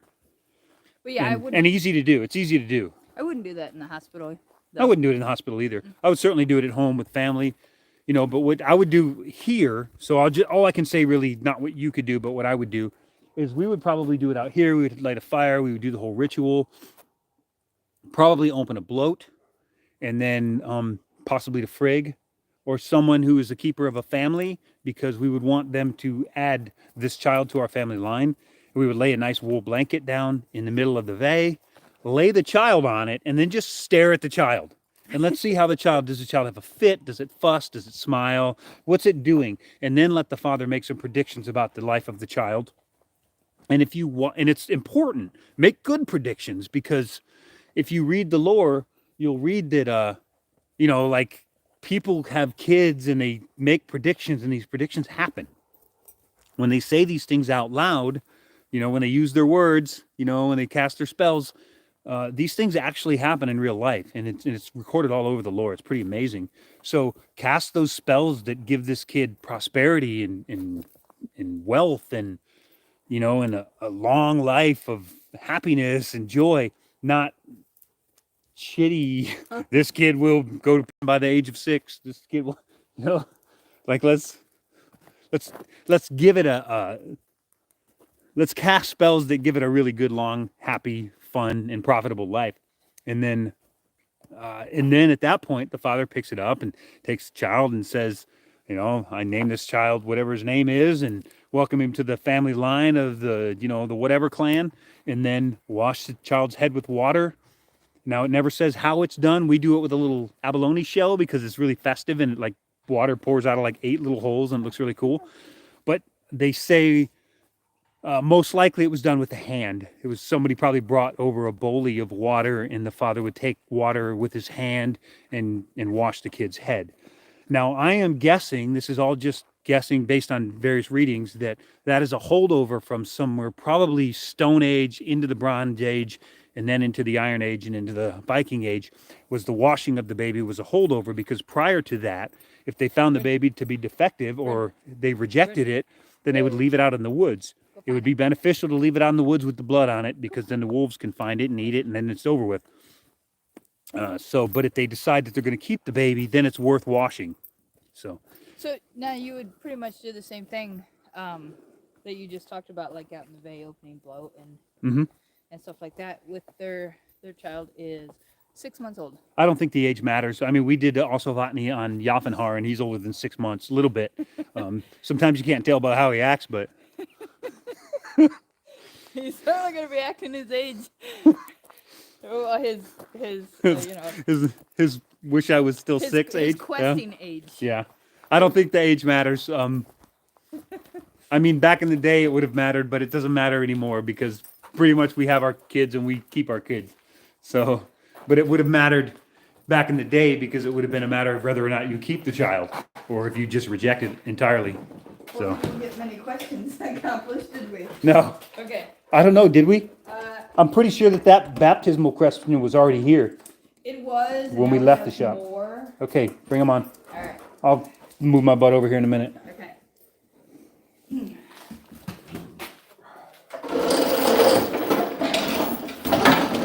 I don't have much time though. I have a video to edit tonight. Any So, quest to finalize. So oh yeah, we got to do quest work and I have a video to do. So we got a little bit of time. I'll see if I can get any more questions knocked out quickly. I'll try to do quickly. I'm not very good at quick, but I'm gonna keep you on task. okay. Okay. Maybe. Crap. I have to go back a little ways. Oh man, there's a lot, huh? Yeah. Okay, so Fro said you should sell and make a mini kit like that for traveling. Maybe make sure they're all airport approved or whatever you feel needed. Yeah, because the thing that this takes for granted is it takes for granted that I have a knife on me, and it takes for granted that I have a bandana or something that I would use as an altar cloth over a stump or a rock or something. That's the only thing that it takes for granted. It doesn't have any kind of a blade. This would absolutely be airproofed the way it is right now. The only exception would be the lighter. I may have to take the lighter out. You might be able to get away with one of the little Bics. I don't know what the airport I don't rules think I are. even let you do the, but the pandemic has officially been over. Yeah, it's officially over according to Okay, so Biden from Biden. The Dusty Dud said, do you know if there's any kindreds in Missouri? Well, I know there's kindreds in Missouri. There's kindreds everywhere, but I don't know of any personally. But hey, but I can't say this enough. Jump on our Discord. The link is up in the banner. There's a little Discord or a link for our link tree. In the link tree, the reason we did a link tree instead of putting the direct link there is things change. So we can always keep the link tree updated. So bounce in there, bounce the link tree, go to our Discord, join the Discord, there's a vetting server and you have to read the rules and we are strict on the rules. Like, don't be a dick and you can live there. That's essentially our rules. So read the rules and then click the little rainbow icon and that's basically saying I agree with the rules, and then you're in the server. When you go in the server, go find the spot that we have a geographics location and ask around because there might be some kindreds there that are in our server. Dylan's over there, right? I want to say Bjarne. Bjarnette is over there, right? Bjarnette is over there. Yeah, I think we have kindreds over there. Bjarnette's just Well, an amazing kindred. Dylan runs his kindred like And I know really, really Khan's got to good. be close because Khan is going. Khan. Khan was on here, right? Well, yeah, and because I know He's in was- St. Louis area. Yeah, but he was going to go to a Bjarnette gathering. That doesn't mean he won't travel. I Well, mean, look no. at Stig. Stig comes from Missoula, or an hour south of Missoula, you know? Yeah. So Okay. it's worth traveling sometimes. Anyway, So the Dusty Does has started watching this and had to put on my third hammer. nice. Or no, he said Thor's hammer. I meant. Hmm. Okay. Pro WG said Neil Gaiman. Yeah, so that's when I was trying to figure out the name, so Yeah, he knew what I was yeah. talking about. I want to make it clear too, I do kind of talk smack on him. I don't have anything against Neil Gaiman, and he writes very well. He's just not exactly your source document Well, for you are really about old, dry books. old, I am dry, not about academic works, yeah. I read Neil Gaiman's book. It was pretty good. Yeah. I'm sure it was pretty good, but I'm just, But I like more children's books. yeah. Yeah, and I kind of bag on Jackson Crawford a little bit, but I watch his channel. I get the notifications and everything, so I watch his channel very closely, and I kind of like him personally. Well, I don't know him personally, but he's a good guy. I like him. Yeah, I like him.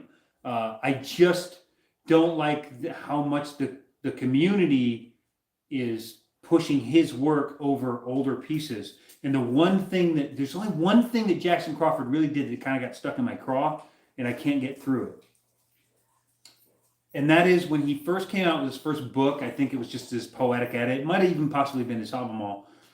But he made a video, and it said he had just made this offhanded comment that be careful when you read these eddas from publishing houses named after this or that university. So it was something kind of real nonchalant like that, as he was discrediting it. But one of the poetic eddas that the first one I got, it was gifted to me from Hawken. It's been my primary study source for a long, long time, was the poetic edda by Lee M. Hollander, and it was written and published. It was written by Hollander, who was everybody can pretty much agree that he's one of our really good scholars that doesn't have a nefarious background or a weird agenda.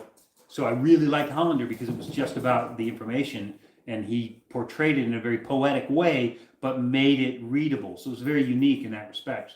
But it's University of Texas Press.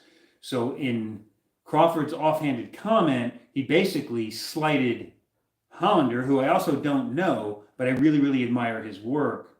So it seemed to me like a really weird, like, don't buy anything from a university press, buy my thing instead, because I'm a real university professor. And that seemed really scandalous to me, like he was really bagging on something that I held dear. And I haven't been able to get through that. So maybe one day if I ever meet the man, we can talk about it.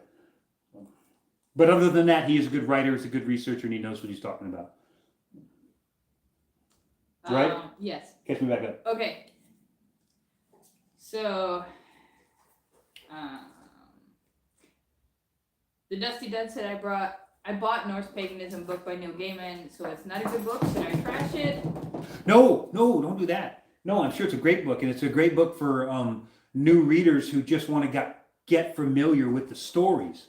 It's just not your primary source for learning. Learn the stories through that, but don't think that everything he wrote down is coming from some sort of a reputable historic source. Whereas most of the, like, when you read about it from, say, Helen Gerber. So Helen Gerber, her shit is like her interpretation from the lore filled in to make it story form. His goes a little bit beyond that. It makes it extremely readable and extremely relatable, but it's not factual to the lore. So it's really hard if you want to enter into a conversation with someone and I'm bringing up stuff, my interpretations of poetic stuff, like, okay, the poetic says the heroine of heedlessness hovers over the fast. So we can talk about this and I can talk about what I think this means. And then somebody's like, yeah, well, Gaiman said it was this, so that's what it is. And that's not really, they're not on the same level as. So don't trust the book. Don't trash the book, save the book. Okay. It's good reading, it's good stories, and you can teach it to kids very well. Well, Fro actually said it's good for stories and myths, not really for basing anything off of them. Not academic, yeah, but And good stories and Jesse myths. does a thumbs up. Okay. Fro got me. He knows what's up. Endoskeleton said we can see you now, so we're still out at the bay. Oh, okay. Yeah. Yeah, we are way behind. So Endoskeleton said, they have a great video about an hour long going on a bunch of books, or going over a bunch of books. Yeah, that's one of the podcasts. So he's gonna go check that out. So Cool. you check it out. Endoskeleton said, I personally like Hollander, but it's good to get the edits in multiple translations. Yeah, I agree. I have a bunch of different copies, but Hollander is my go-to, and I have like 4 copies of Hollander. I have an original hardcover, I have a very clean soft cover, and I have 2 or 3 soft covers that I write all in and pen in, take the binders back up and everything. So Dusty does say, what's the weather like out there? Is it still cold in Idaho? No, the snow's melting. It's not bad. It's It probably was technically mid snowing 50s today. It's technically snowing on the way to town. Might have snowed for a minute today, but not a big deal. Mid 50s, I think, maybe 40s. I know my cold tank used to be below, it used to be at 30 degrees. Like I'd break the ice and the water temperature, according to the thermometer, was at 30. So it was below freezing. It just couldn't freeze because it didn't have access to the air or whatever. So my cold tank is now pushing 38 to 40 degrees now in the mornings. So that's kind of a good thing. That means it's not getting cold overnight. It means the ground's not frozen and we can start pushing towards spring. So, Kyler Christian said, Goalie Vinler here. Hope y'all are having a great day in the Northwoods. We are. You got a bloat coming up soon, doesn't he? No, he just did a blow. Oh, he Remember, he did? just posted the pictures, didn't he? Yes, he just did a sticker blow. Oh, that's right. You did a sticker bloat. Yes, and you guys got loose. Yes. Prank Great, caller, great, prank caller. yes. Come on, don't call him out. Yeah, the pictures were awesome though. The pictures were amazing. So I love the setup that you guys have. I just do. I just love the fire pit and that concrete, those stacked brick. That horg is so tight, like nice and tight. Those stacked brick, yeah, really, you got a really nice setup. I really enjoy that. Okay. And I think I'm going to take your horg idea because I have our goalie, but so we here at the stead, we had our old family goalie, and then we moved it when we created the big Kindred, or I'm sorry, not goalie, but Vey, and we moved it when we created the big Kindred Vey. But now that Vey just sits idle, but it's still a dedicated space, so I'm going to clean it up and turn it in and build a wall and turn it into my own little private like meditation Vey, my own place to go, my own little kind of like refuge in the summertime. And I think I'm going to build a horg out there similar to what you have. I've seen the pictures of yours and I was like, I love that. That is clean as a whistle. I really enjoy that. So you know what I'm talking about. Yeah. Okay. Child of the Dark said, okay, thank you. About the naming and stuff. The naming, yeah, great. Okay. Vinler said we were just talking about intentions in the well in Discord today. Oh, did I miss that? Okay. Yeah, you must have left when they popped in.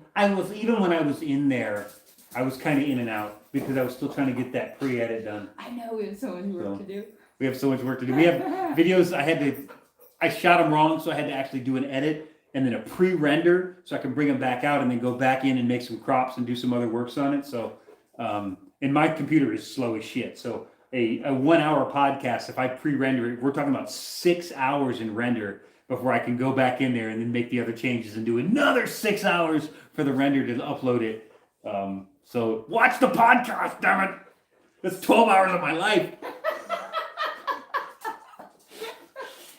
That's a half a day of my entire life. Like, enjoy the podcast.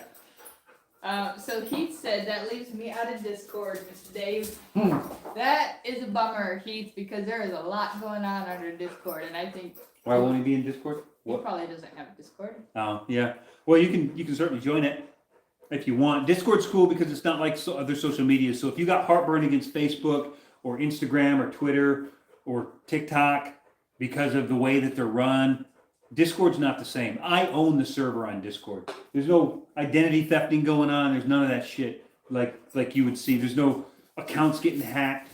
Like maybe there is on Discord large, but on our server's pretty clean as a whistle. There's no conflicts. There's no drama. We're all over it, chatting. We're all over it chatting. Our mods are like on point. They know exactly what they're doing. We got mods in Norway, so up all night, sleep all day. Like there's somebody awake on that sucker all the time.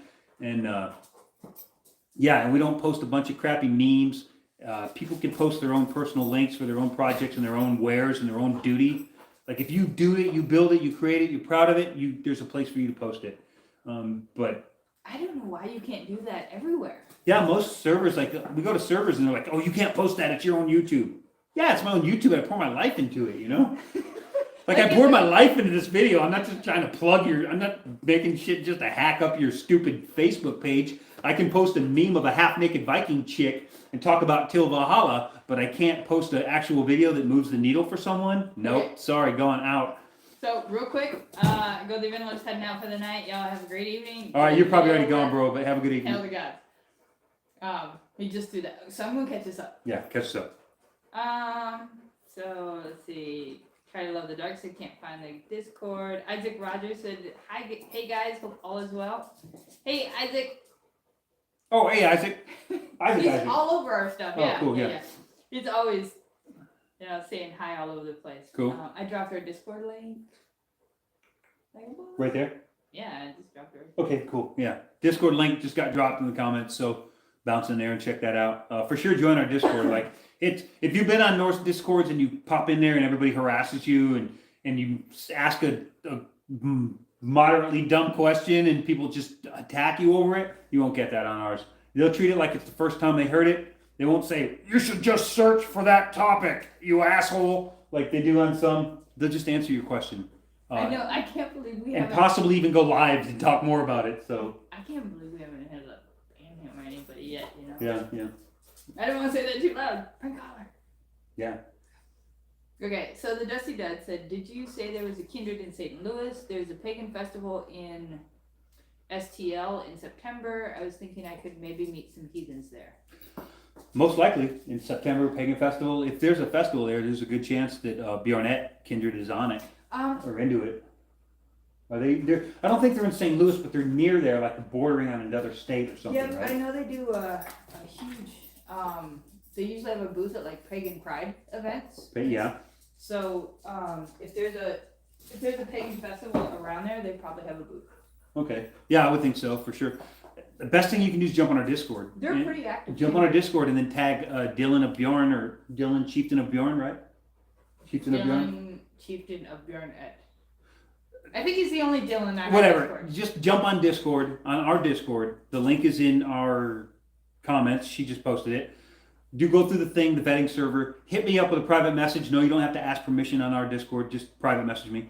And then I will make introductions People do, though. between you and Dylan and do what? People do. They ask permission to. I know, and that's a polite thing to do, and they do it on a lot of Discords because they don't want people just messaging people out of the blue. But on our Discord, if you have to talk to me, like if you want to talk to someone else, it's probably the polite thing to do is ask them if you can DM them. But if you want to talk to me on my Discord, feel free to DM me or her, and we'll answer you. So Thanks for throwing me in there. That's what you do. that's what I do. Okay. Well, sometimes I leave, and when I leave, it's on you because that's what I do too. Okay, so Heath said, nah, it's because I don't follow rules very well, Miss Angel. Discord and I don't get along because of the rules. Well, I mean, you could try. I mean, if he's got a Discord name, we just ask you to keep it heathen, keep it civil. Yeah, the only rules we really have are just respect people and don't be a dick, you know? Yeah. For the most part, yeah. I mean, we don't like piles of memes that aren't really relevant to the conversation. But we let some people get away with it a little bit here and there as long as it doesn't become a habit. And then Ronnie popped in and said, hello, greetings from Brazil. Hey, Ronnie from Brazil. That's cool. That's one of the few places in the world I've never been is Brazil. What time is it in Brazil right now? In Brazil right now. Al left because he never told us what time it was over where he's at. Al, yeah, he did bail, didn't He did bail. he? I got you. He's probably like, you guys are calling me Al, I'm out. Yeah, he's like, money, money now, I'm out of here. Isaac said, love the Discord. I've learned a lot and a bunch of amazing people really welcomed me in. Cool. We Yeah. have, I think, Yeah, we got the like a best welcoming Discord party. on the planet. Yeah. We do have like the best welcomers ever. Like I think everybody tries to, It's funny. We never orchestrated that either. People they just were happy to see people coming in, and they decided to start welcoming them. Well, and it then, was our two mods that started that. yeah. Well, it was our two mods. Al jumped in. Fro Fro, jumps in yeah. occasionally. Yeah. Everybody. Yeah. I think even Isaac has probably jumped in on that. Yeah. So that's really cool. Yeah. It's very rare. If you can slip into our Discord and not get a personalized welcome message, you're shady if you can pull that off. 'Cause I think the longest someone has actually slipped in, and I haven't seen the welcome, is about 12 hours. about 12 hours. I'm And I think, because, gonna close that door. It's getting a little going chilly. to sleep, Norway, kind of thing. Yeah. Morning, no. Oh, Bonnie, we can't. All right. Any more questions? Let's wrap this up. I have a lot of work to do, and I got that video ready to just get Okay. edited. So. Let's see. Ronnie said it's 11:33 in Brazil. Oh, that's cool. That's not too different. Well, it's almost midnight though. It's Well, almost the next day. The time zones work Yeah. differently, so that would probably be close to Louisiana time. Right? So let's see. So What time is it here? 10:30. It'd be 10:30 in Louisiana. 10, 11, so it'd be East Coast time. Okay. Cool. Yeah, that's not bad. Cool. Dusty Dud said, "Are you all gonna do more of these lives, Q&A? As I really enjoyed this thing." Yes, actually, so we're doing the Go to School every Sunday. We might miss one here or there because I got some trips to take. I go away and I do boating stuff and things like that. But for the most part, we're going to shoot for Sundays on Go to School, and then the following Wednesday, we're going to sit here and talk about it. So primarily the idea is that we talk about the previous Sunday, because that's the one freshest in my head, and I won't contradict myself too badly. But if you had questions about other things, like if we had a question about naming and those kind of rituals, absolutely just throw them out. It doesn't hurt to ask. If I don't know, I'll say I don't know. And if we're in the office, I'll at least have a reference. I can look it up real quick. Right? Yes, and we're gonna go live here almost every Wednesday, That's what I mean, yeah. but on our Discord, our mods go live every Tuesday, Yes. all day long, and we pop in there. Yeah, occasionally. the mods. We have something called the Well of Words, which is a live video chat channel on our Discord. So our mods pretty much take Tuesday as just like Knowledge Tuesday. So they'll jump in there. I'll jump in if I'm around or if I'm editing or something. I might pop it on and then just kind of do my edit while I listen to the conversation and jump in once in a while. But definitely, if you want to connect with us and you want to ask questions, like you don't have to wait a week until Wednesday to ask a question. Like jump on the Discord and shoot me a question. And if you shoot a question in the comments on pretty much any video, I'm going to see it.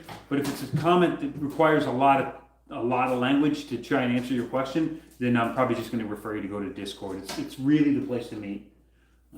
And just say, like, we don't make any money on Discord. There's no pay-to-play portals or any garbage like that. It's just like you come in, you have access to the channels you have access to. We have a few channels you don't have access to because they're just for Kinsmen or just for military or just for DRGLs. So there's a couple of channels that are just for those people. I'd ask you if you don't belong in those channels to just stay out of them. But other than that, it's just wide open for everybody to just take part in. So those lives on Tuesday, jump in there. I'm pretty sure the lives can only accommodate a certain number of people. So You can get 25 with video, and I think it was just voice. You can get more, maybe 100. Fro still heals. it doesn't matter. We don't get near those numbers yet. But when we get there, we'll know what the limits are because we'll reach them, right? Yeah. So the Dusty Dad said 923 in Missouri. Oh, cool. Chrissy Walsh said, "Can you give me a shout out?" Chrissy Walsh. Yes. Chrissy Walsh wants a shout out. Yep. Give her a shout out. So awesome. Chrissy Walsh. You're so awesome. Cordova G said 10 out of 10. Go to Discord, and I live in Braggy Round. Please show me your stuff or you people. Huh? I don't know. I lost him. You live in Braggy Round? He lives in Braggy Round. Please show me your stuff or you people. What do you mean, you people? What do you mean, you people? What do you mean, you people? This is my stuff. This is my dog Bjorn. Look at the camera. Look at the people. No, Bjorn. No, I don't need loving. Look at the picture. He's hungry. Look at the people. He's hungry. This is your Bjorn Chocolade Galenskap, which is Chief Bear Chocolate Madness. I know you're crazy. That's why I called you that. Oh, Pro said, "What was the Discord question? I missed it." So, if you do voice channel, you can do 25 people with video. How many people can you do just voice Yeah. in a voice? And then when we have a voice and video chat, there's also a word chat. So if you can't get in it, you can at least watch that one and type your questions. Can you? Yes, I'm pretty sure you can. Oh, okay. I think you just open it up and jump right into that and not open up the voice. The Dusty Dud said, "So is Discord free? I've never been on Discord before. I thought you had to pay." No, it's, well, some people have like pay groups because they have like pay to play, like running video game stuff, or they're pay to play. Some of them, also true groups like charging you for a class and stuff, which some of them do to pay for different other things. But we don't do any of that. For us, it's just a place where different heathens and pagans can unite and talk about various different things. So that's really the point. Is this a place for us to unite and talk? And how can we unite and talk if we put a paywall in front of that? So we don't do that. Yeah. So our Discord is free. All of Discord is not probably free. I'm sure that there's some way that people can put some sort of a paywall up there. And yeah. Says, did you guys see my comment from a video from a couple days ago? I don't know what that comment is, Chrissy Walsh, but if you want to ask me it, I can definitely attack it. It's kind of weird because so when I go to YouTube to look at comments, I go to YouTube and I look for the little heart up there and I click on it and it's got like 15 comments or whatever, and I go through and I answer them. But if I go through the back door to YouTube via YouTube Studio app, which is a separate app, sometimes there's comments that for some reason I don't see. I don't know if YouTube hides them because of particular language or something that I've edited out or told them not to publish. But sometimes I don't see all the comments. Or I think even on some older videos, if someone comments, YouTube doesn't publish it in my feed. She usually points it out and she's like, yeah, you got a comment that's been there for a week. But Oh yeah, I do that a lot, don't I? but yeah, I'm not sure. Your comment, oh, what are heathens? Is that your comment? What are heathens?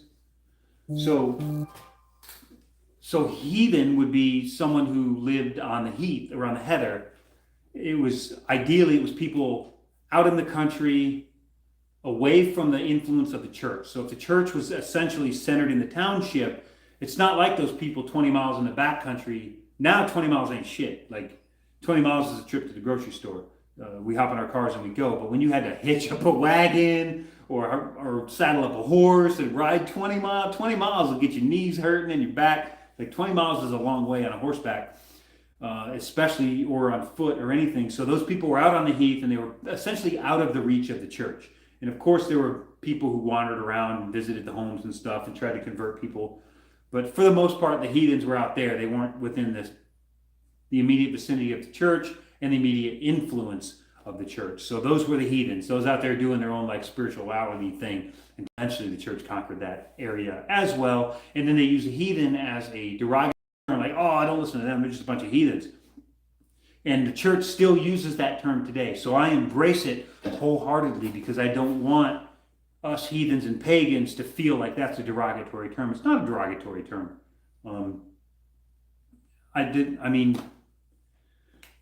I guess it depends on how you use it, but in a lot of cases, like even while I was in the Marine Corps, the term devil dog, it was a derogatory term.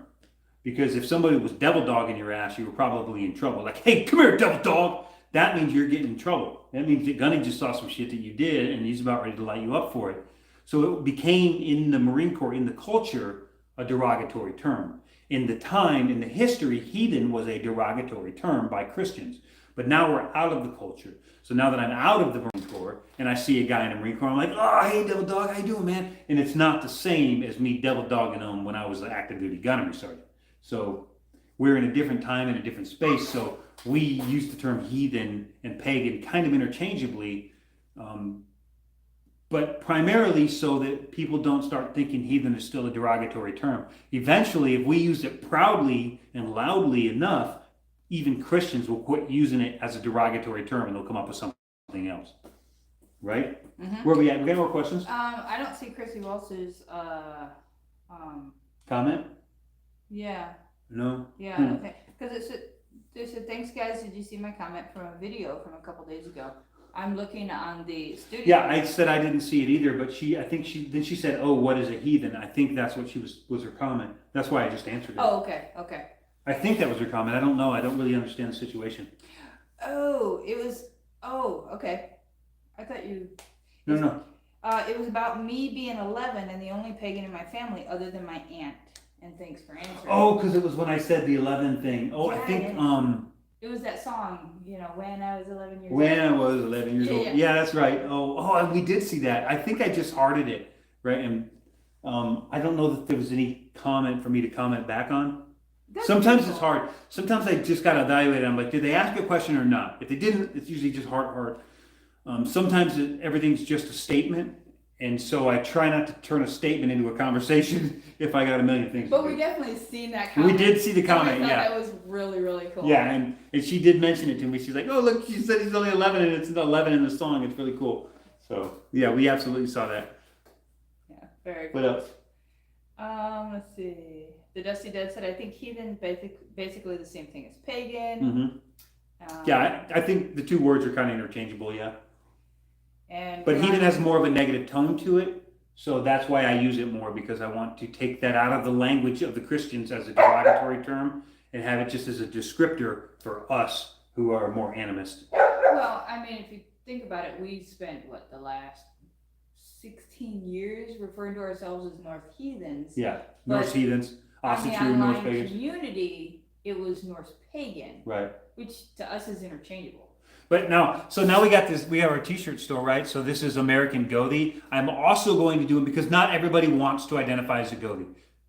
Some people just want to identify as a Norse pagan or a heathen. So I am going to make a shirt that says ungovernable heathen. Oh, yeah, I'm supposed to make Ungovernable heathen. It'll be up there tonight, I guarantee it. Because since I said it publicly, No. she'll have it up there. Come on, man, I got a lot of other work to do. Come on, that's easy. Maybe by tomorrow then. Ungovernable heathen. Like, I'm not buying your shit. I'm not buying your lies. I'm not buying your church propaganda. We're going to do our own thing over here on the heath. So You are not helping. I am absolutely helping. That's my job. So Okay, so Ronnie from Brazil said, I love your content. Thank you for your effort. oh, thank you, man. It's Ronnie from Brazil. Yes, from Brazil. Where am I? Wildman said, greetings, fellow polytheist. Other woman. Another one, yeah. Polytheist. Thank you. I'm pretty bad at butchering names and words. Are we done? Have we caught up? Yeah. Chrissy said, yeah, I saw that. Thanks. Wildman said, I like using heathen to specifically mean Norse Germanic polytheist. Yeah. But truly, heathenry is a world phenomenon. Before they were organized religions like Islam and I won't say Judaism because that's super, super old, but Islam and mainstream Christianity and Catholicism, before that happened, everybody was a heathen, whether you're Aztec or Buddhist or not Buddhist, but Wildman said, let's all strive to be ungovernable to the monotheist. Yes. hegemony." be ungovernable. Be an ungovernable heathen. Heath said, I would buy one as soon as I can afford to the new t-shirt logo of Miss Angel. Are you a heathen, Heath? Heath. I feel like Everybody's a I heathen. feel like he's a heathen. I think everybody's a heathen. And Chrissy said, could I have some information on the 4 dwarves that hold up the sky? Oh no! Did I sue? They didn't. They don't. There's not a lot of information on them. So a lot of people want information on things that there's not a lot of information on. Really, all we really know is that those dwarves most likely came from Ymir's armpits when they were making love to each other and squirting out little baby giants. She's 11. I know, but you gotta read the myth, okay? So Ymir was the primordial giant, and everywhere where, like behind the back of his knees and his armpits, the drips of sweat became these dwarves and these creatures and these trolls, and that's eventually they started to duplicate at a rate that made Odin and his brothers the first gods, because they were the children of Bor and Besla, who were giantess. So I mean, it's a really kind of mixed up thing there, but Ymir created all of these things, and then Odin, Vili, and Ve, or Odin, Hodor, and Lothar, depending on whose translation you read or whose version of it you read, destroyed Ymir, dissected him and used his body parts to create the world. And part of the offspring of those, those body parts and the sweat and the creatures that were being created by his physical being, which kind of leads to the fact that he's not an actual physical creature, but a primordial being, a giant energy, and that energy is what created these things. Won't go down that road. So those dwarves were created by him, and then Odin, Vili, and Ve took those dwarves and gave them a job. Your job is to hold up the sky. The sky is made of this guy's head, and then they hold it up at north, east, south, and west. Nordre, Ostre, Sudre, and Vestre. And that's it. That's the gist of the myth, because there's not a lot of information on it. But we know that it was 4 dwarves. And of course, this is all metaphorical. It's all metaphorical, because I doubt that Ymir was just this giant humanoid creature floating around the cosmos waiting for some other planetary-sized creature to rip it apart. It just sounds absurd when you think of it that way, but what do I know? We'll know it all when we're dead, right? So, are you coming back out?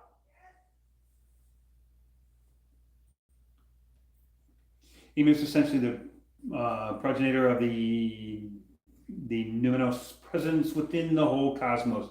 The world is animated because it was once a singular primeval being. And that's true. And it's kind of funny to think about, because if you think about the Big Bang Theory, something had to go bang. What was that thing that went bang? So according to, if you think about just, I don't know, I guess it's theoretical physics or whichever, when you start talking about how much actual physical matter is contained in any physical, any physical object, it's very little. It's almost all empty space contained or held together by vibration and energy. So the theory is that all matter in the entire cosmos, universe, all of it, in all the realms of it, everything was at one point condensed to something like one physical hard object the size of a soccer ball or something. It's exceptionally dense, obviously. And then that thing collapsed on itself, exploded, and then all the empty space got injected into that physical space, and it created sort of all things in the cosmos. So was that initial primordial soccer ball Ymir? We don't know. But it would seem that our prehistoric and kind of Iron Age, maybe even Stone Age ancestors had a good idea what was going on. They just didn't know how to articulate it within their language model. Yeah. So I was just checking on dinner. I was talking on that last one on Ymir, but we should wrap this up. We really should. Ymir is essential, right? Mm-hmm. The Dusty does thanks, guys. Gotta go. Yeah, I gotta go too. Ronnie said, "Is there any references or content on specifically Freya using runes?" No, not that I know of.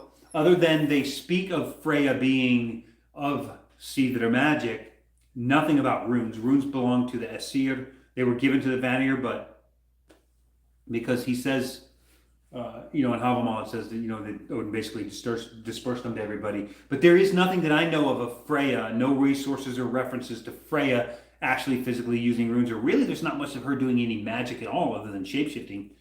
They just give her the credit for it. But I have a sneaky suspicion, because there's big loopholes, big gaps there, that when the Aesir-Vanir War spawned, because the Aesir found the witch Gullveig and burned her 3 times. 3 times she arose, stronger than ever, and apparently more beautiful.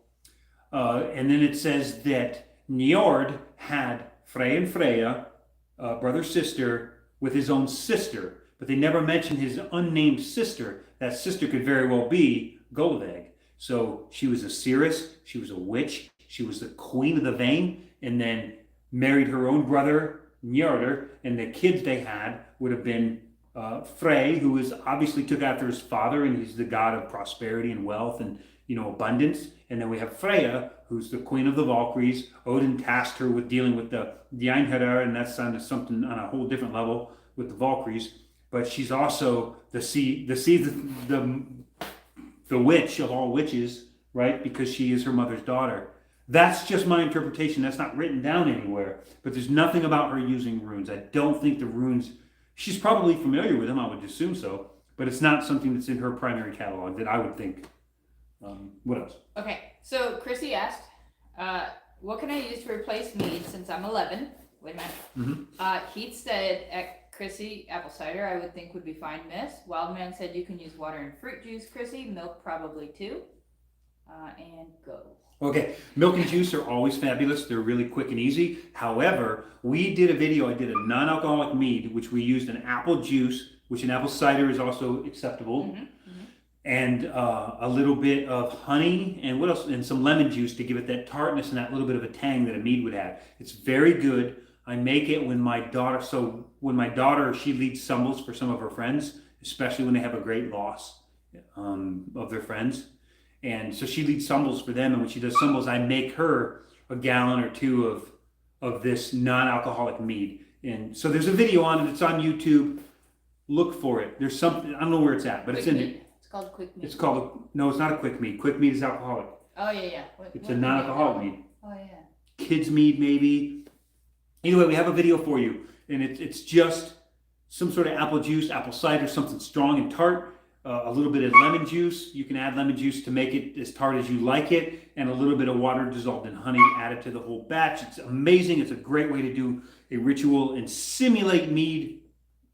But if you want to do the ritual and you want to have the same effect as mead, like because mead and alcohol are living organisms, they have live yeast cells floating around in them, so there's still a real element of sacrificing a life in that ceremony. If you want to use something like that, kombucha is good for that. You can also use milk, or you can use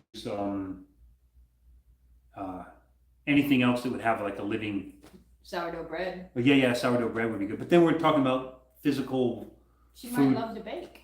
Well, that's a whole different product, though. That's the thing. But sourdough bread is certainly a good offering too, because it has that yeast component. But juice. Milk is good. Juice is good. Our non-alcoholic mead is good. And if you can get it, kombucha, because it's a non-alcoholic brewed beverage. Kombucha is a really good offering too, but not everybody has a palate for it. Not everybody likes it. I like the tartness of kombucha, but she doesn't. So, but it is a good non-alcoholic offering, and even maybe if kids don't like it, it's a good non-alcoholic offering for adults that are possibly in recovery or no longer consume alcohol. If she doesn't like kombucha, then it's not really an offering.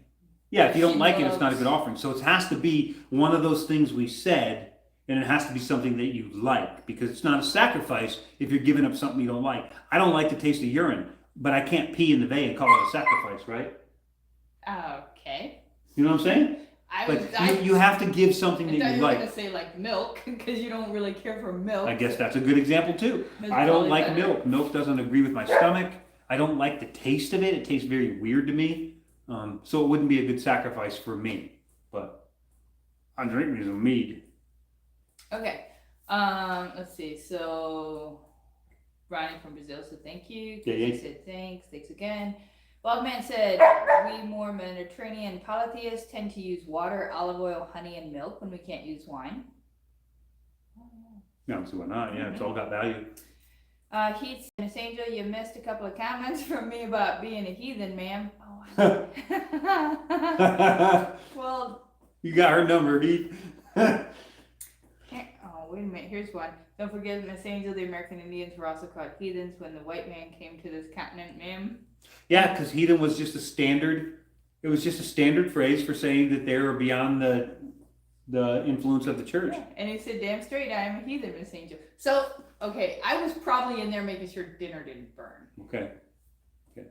I probably left the job to you. We'll just say that was during that little phase when she was out of the picture and I wasn't paying attention.